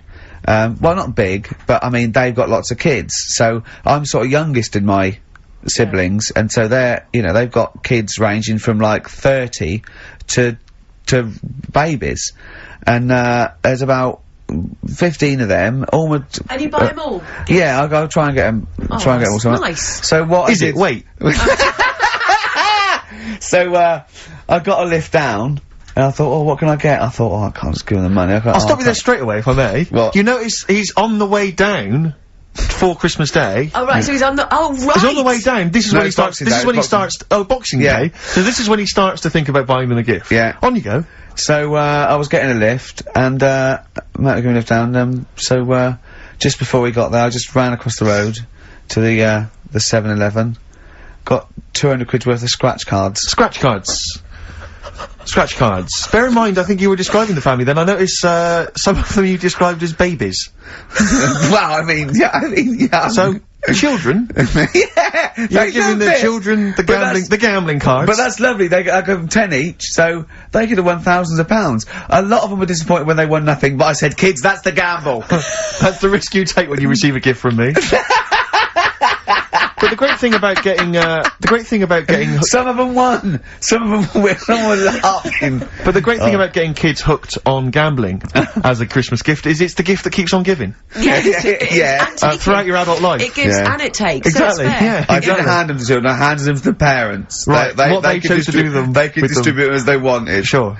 So what are you going to do this year, Ricky? But how are you going to top that? Yeah. 300 quid's worth of scratch cards. I've got a bit of money now. A bit more. It's the most thoughtless and the Office on pikey DVD. gift I've ever heard I think they might be getting the Office on DVD. Signed. So that's already sent it up in value. Oh dear. I know, that's pretty bad. So have you seriously considered it this year? I'm gonna go shopping. I'm gonna go shopping properly. Yeah. If you want any help, I am the queen Didn't you take of a small shopping. roulette wheel down there, wouldn't you? Genuinely, didn't you buy like a roulette wheel? No, I had it. That's down there from when I got it when I was about 10. Oh right. And sometimes I'm the banker. I always win. Yeah, of course. So they got to learn a lesson. The banker always wins. I bet it's a valuable lesson when they lose money to me. You should just go down this year and just say, basically, I went to a casino. I put £10 chip on for everyone. Exactly, yeah. Here's the winnings. You lost. You won. Yours came in. Yours was a donkey, love. Yeah. But Steve, what about you then? Because I mean, you don't like shopping. Well, it's not that I don't like shopping, it's that I've got no ideas. You know, I'm running on empty with my parents. They don't appear, as far as I can make out, they don't appear to have any hobbies. No. And I said to you before, my grandparents... You don't like wasting money. I'm not being funny, but you don't like wasting money either, do you? Well, I don't like wasting money, no. But I like to buy something practical for people. I like something which is gonna last, something that's value for money. I don't like novelty gifts. Yeah. No, I think novelty gifts are wrong. I've mentioned to you that my grandparents spend all their time in bed. So there's only so many kind of, you know, sort of bed socks you can buy, you know, and ointment for, you know, bed blisters and so on before, you know, you run out of ideas. What about some of those novelty teeth? Because that would be, you know, a nice jokey present, and they could probably come in useful for chewing the broccoli. Yeah, exactly. Oh, do you know what would be nice? One of those... No, I'll tell you when. No, go on. those sort of travel pillows. So you know when you're travelling and your head sort of falls down like but they travel from vertical to almost horizontal. They're sitting up in their bed. Get on one of them beds that come up. You're not made of money. What am I talking about? Like Thora Hurd's bed. Thora Hurd's bed. Does her feet ever touch the ground now? Do you know what I mean, though? No, it's literally... She goes shopping in one of those little trolleys. She goes straight into her room. She's up the stair lift. She gets lowered into the bath. Yeah. It's terrible. Ludicrous. I'm just lazy. I mean, I tell you that, but I mean... Well, there's a whole But if you're earning the kind of money that, you know, that Heard is on, you know, with her songs of praise and whatever else. Under the sofa, exactly. Money for she old was at the Comedy Awards last year, wasn't she? Well, I'll give her an award. She's up the stairs like a greyhound. She can move then. Yeah. But, so I've got no ideas. Absolutely no ideas. Okay. But, so any suggestions are welcome, Claire. What are you going to get your family? You've already thought this through. No, I obviously can't tell you because they will be listening. Right. But they're all outside at the moment because my family are coming to meet me after the show and we're going to swap presents then because, Okay. outside. Are there any Office in Leicester DVDs? Square? No, I haven't. Books? No. Because I should point out that the Office DVD is currently available. Good, I actually did go and buy. I actually went and bought it myself. You can also buy it and online. I am enjoying the scripts, by the way. Excellent. That's in. I love the fact that we're authors in the top 10. Yeah, we're in the top 10 bestseller list. No. But to be fair, we're at number 7 in the paperback non-fiction. Now I don't understand how that can be non-fiction. Yeah. Because it's the transcript from a made-up television it's not a real show. documentary. Exactly, yeah. But we're beating these poor people. But we're officially best-selling authors. I think that's fantastic. Which is excellent. Which is very good. My favourite bits are the emails at the start. I like them. Well, I mean, a lot of people don't know what you're talking about, Claire, but of course if they pop down to Waterstones or Brooksy Petrol, they can sort themselves out there. Oh, dear. Nice. I like your style. Can we have some more music now? Let's have, what plays? The Streets, maybe? I mean, the Streets is obviously one of the albums of the year, and this is one album of the year. This is Week Becoming Heroes, I think the last single, and Dynamite it is too. Eric Sermon, and what's the tune called there? It's called React. Yeah, he's got from his debut, his 4th solo album. Not bad. I'm enjoying the tunes, Steve. No, absolutely. I'm enjoying the chat, I'm enjoying the tunes, I'm keeping it real. I'm enjoying the penultimate show before Christmas. Last message from Anders, I suspect, for the day. He says, I've just roasted my chestnuts over an open fire. It's a lot more enjoyable than listening to your show. He's pretty snappy, is Anders. Yeah, he keeps them coming, It's a shame that, that we sort of couldn't sort of maybe meet up with him and try and persuade him that, he should come over to our side rather than, Come over to the side. Exactly. Yeah, come over to this side. I think we've got him though, because Do you think so? Yeah, apparently they did this survey in America. People who loved Howard Stern listened to an average of like an hour and a half a week, and people who hated him listened 2.5 hours a week. Yeah, exactly. So I think he's probably more faithful a listener yes. than some of the people that quite like us. Exactly, yeah. You know what I mean? He's got to listen, I'm the same with some people, I've got to listen to things that I just think are awful, I can't. It's compulsive viewing. So, I don't care if people listen to us because they hate us or like us. No, indeed, as long as they're listening. I was on the tube. As long as they're spending money on the advertisers. Yeah, I was on the tube the other day, and obviously there's lots of pictures of you guys, and there's a young couple. And the guy was trying to explain to the girl what you did, and he said, "No, you should check them out. They do quite well, actually." Really? That's very sweet. Why was he explaining to her? She didn't know what was happening, or I don't know. I sort of, as I walked by them. Have you leaving out the fact that she went, "Oh, I hate that bloke"? No, not at all. No, because I would say that because that would be quite. He had some Germans laughing at him on the tube because they recognised him. You don't think of that. Well, because obviously Ricky doesn't travel on the tube anymore. He's too rich for that. I never did. I always thought it was beneath me. Sure, but they used to walk everywhere, didn't they? But I'm still forced to take the tube, and sat on the tube, and it pulled up, and outside the window, just happened to be on the station, was one of the posters with us. So I was kind of there, not realising it was behind me, and these big kind of fat German or maybe Bavarian guys. Well, they're in lederhosen eating sausages. Yes, they were. They're Bavarian. Yeah, they were. And I noticed one of them kind of looked at me, then looked at the poster, then looked at me, just happened to say it, and wittered something to his friend in German. I don't want to try and do an impression. That's freaking goggle-eye. Oh, whoa. I think that. No, but I know what you're thinking it means. It doesn't mean that. Right, okay. It means. What's a rough translation? Elegant boy. Right, okay, yeah. And so anyway, he pointed goggle-eye. He pointed out the poster and his That's mate, lanky piss and streak. and his mate burst into laughter. And then we pulled they've got a great sense of humour, the Germans. Well, that's the thing. But we rumbled onto the next. We rumbled onto the next station, and the poster was in exactly the same place. And this time they tapped the shoulder of someone else on the train and pointed me out, and that person also laughed. An Italian? An Italian bloke, there was a French. Was there a bloke with a beret and a little moustache on the other side? Yeah. Was the did you get on the United Nations Express? Just to. Oh, imagine that. Yeah, it was fake. See the freak. Look at his freaky goggle eye. Right, whereas, I love the fact that before, you were at least pretending to be speaking German. Now this is an Italian with an accent. It's just a guy speaking perfectly good English. Same. You've not even disguised the insult there. Oh, dear. Oh, that'd be lovely. Try and insult me in other cod languages. You could bring Europe together if they just, like, instead of Esperanto, that there was just one common language. The language of freaky goggle eye. I'll tell you what would bring the Europe together, is you maybe representing England on the Eurovision Song Contest. That would be great. With a self-penned tune. Shall I do that? That would be magnificent. It's got to be worth thinking about. Just about everyone being the same. Yeah, and, just like, about people being equal. Everyone, not and also mentioning the euro. Yeah. Yeah, just doing that. I like all different cheeses. Oh, je t'aime la musique pop. Yeah. La Babybel.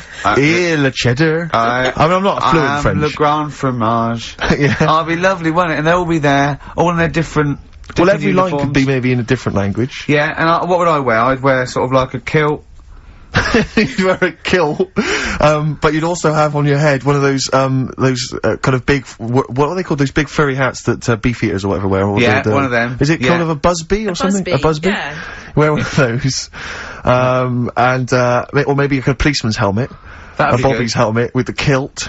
Yeah. You'd have the clogs. I'd wear the policeman's helmet under the kilt, so they just thought I was really enjoying the show. Yeah. Good idea. Hey? Excellent. We've talked, well, I think we talked for about 3 minutes without having to mention some kind of genitalia.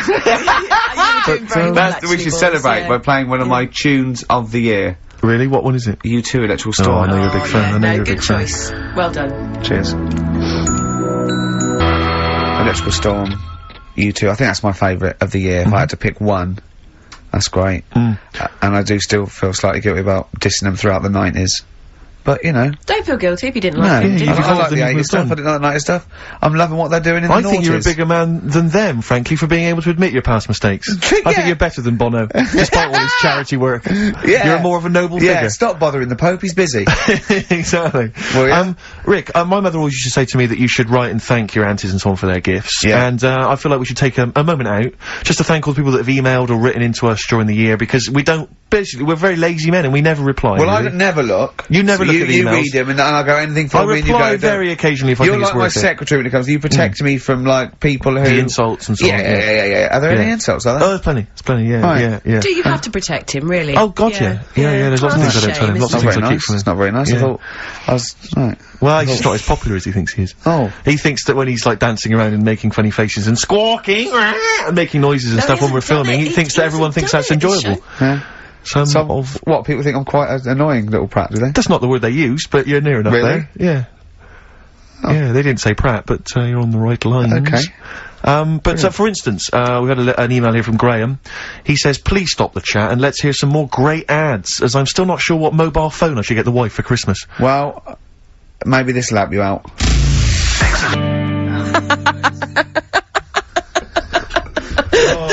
Just having fun with the webcam. Sorry. Yeah. We're just playing with the webcam. The webcam's an absolute treat. That is a lovely picture. There's a little picture there of Steve on That's lovely. Right, That keep the ladies Feeder. happy. That was Feeder. If I know them. Great. Yeah, no, that's one of my favourite tracks of the year as well. Feeder, you've enjoyed that? Which is what we're doing.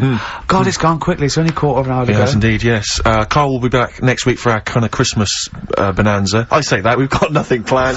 There's no reason why it should be a bonanza. That'd be nice, yeah. Oh, but we'll play some Christmas tunes, and no doubt Karl will have some kind of festive, game for us, maybe, or a festive, some festive trivia. A couple of new games. I mean, he's struggling with Rockbusters, which we've missed this week.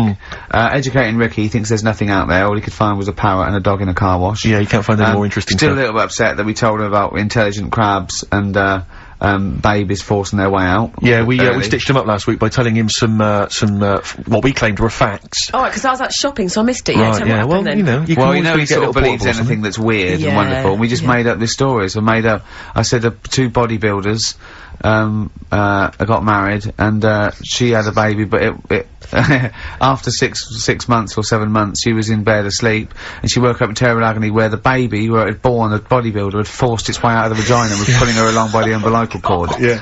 And intelligent crabs and stuff like this, and he was genuinely disappointed. Yeah, that they weren't true. But he came up with a new idea. What I'm gonna do is tell him 3 things. Yeah. One of which is made up and ludicrous, and 2 incredible facts. And it's called, That's Ricky-diculous. Brilliant. So he has to go, number 3 is Ricky-diculous. It's a winner. Yeah. Karl always comes up with the title first. You don't have to work the game show out from the title. Have you started work on, That's Ricky-diculous yet? No, I've thought of a couple of things. It is great. It's so much fun to say, isn't it? Ricky-diculous. Yeah, that's the Ricky-diculous. You're correct. Basically, it's like Call My Bluff, isn't it, really? It's not unlike Call My Bluff. It's not unlike Bluff. It's not like Bluff. Certainly, you've, So, Yeah, we've had Oasis, Streets, we've had U2, we've had some cracking tunes. Can we get away with playing Nelly? Hot in Here? Yeah. I think it's a cracking tune, I really do. I just think, again, you know, I'm not interested in what genre you think it fits into, or whether you think it's cool, or because kids like it, you're not supposed to like it. It's a good tune, and I think we should try and stick it in. But before that, Rick, could I just play one track? We did play it much earlier in the year. It's from that album, Son of Evil Reindeer, by a band called The Reindeer Section. And, this is a cracking little tune. I just think it's beautiful, and, nice to hear it. Oh, beautiful, marry it then. Oh. Nice, isn't it? Yeah. Very Christmassy. It makes me want, to wish everyone a happy Christmas. Indeed. You know well, what I mean? yeah, do it. No. No, okay. That's called Grand Parade from the album Son of Evil Reindeer by the Reindeer Section. It's a nice tune. It's one of my favourites of the year. By the way, not Steve. at all, no. That's my pleasure. It's my pleasure. Claire, just big highlights of the year for you as a final roundup? Sort of things have you enjoyed this year? I mean, musically maybe, or maybe stuff you've, you know... I've enjoyed that band, The Music. Okay. And The Rapture. Sure. And the Electric Six. Remember last time I sat in for Karl, we played Danger High Voltage. Yeah. Like, one of the first times. That was the first time I'd heard it, you played that, and now we're playing it every hour. Yeah, because you're sort of a pioneer, aren't you, musically on XFM? You're one of the people who keeps it pretty raw. the early days of Idlewild. Ricky, do you remember the early days of Idlewild? I'll take that back as well. Teasing you about them playing the Pinder and Wakefield stuff. That latest single I love, and the video's great as well. Yeah. I'm a big fan of Idlewild now. You'd no, great, brilliant. Yeah. So yeah, it's been a good year. I haven't been out to many gigs, obviously, because I do the evening show. But you know, all the sessions which I'm doing the best of next week. Quick plug for the show next week. Best of the sessions. So yeah, it's been good year. Low points. What do? Low points. Do you know what mine are? What? Poverty and war and everything. Oh, I always hate it. I always hate it. No, you didn't say that. Yeah. No, you were going to say. I was going to say. No, you were going to say the streets or something, and and you didn't care about all of the people dying. So don't try and do it now. I'm thinking specifically. You're nasty. You like that. You like poverty. Oh, you like poverty and salvation. Play a record. That's interesting. Yourself. That's interesting. What? Near Christmas time. What a horrible. You hope kids go lame. You're evil. That's terrible. That's a terrible thing, Claire. Nelly, hot cheeky little bit of Nelly there on XFM 104.9. We don't care. Springsteen and Nelly, you don't get that on XFM, do you? No. Usually? No, indeed. We don't live by the rules, Steve. Absolutely. As I was listening to you then talk... You got bored? No, it reminded me of an email that someone sent in, saying that they listen online, but, because of however slow their computer is or whatever, it kind of stutters all the way through. You've got to point out that is the way I talk. No, but they said it only happens when you talk. And, I think they've correctly identified that it's not the computer at fault. Well, that's why I wasn't worried about doing this boxing match, because I've definitely lost my looks, and I already slur. Yes. So there was really no danger of any damage. No, exactly, yeah, you do sound punch-drunk constantly. Exactly, but that's just part of your charm. Well, listen, that's been a lovely 2 hours for me. I've enjoyed it. I hope the listeners have enjoyed it. I hope you've enjoyed it. I hope Sturgis has enjoyed it. I've enjoyed it, yeah. Well, I didn't really care if you enjoyed it. So don't butt in when I'm talking to Steve. You know, you won't You're here do to it press again. the buttons, Sturgis. But we're going to play now a Christmas song for the lovely Christmas ladies. I don't say it's so much Christmassy, but it's one of the tunes I heard this year that really stuck out for me. Thing, so. Well, you're a fool. You've embarrassed yourself. You've just shown up that there's no planning. This is was given away on a free CD on the cover of a magazine. I just think it's brilliant. It's a Lamb Chop, who are an excellent band always, doing a cover of an obscure Rolling Stones tune called Backstreet. A bloody good meal as well. That's true enough. So we'll leave them with this. It's Backstreet Girl, Lamb Chop, and see you next week for our final festive show. Yeah, thanks very much. Embarrassing. It's something embarrassing, thank you. I don't want you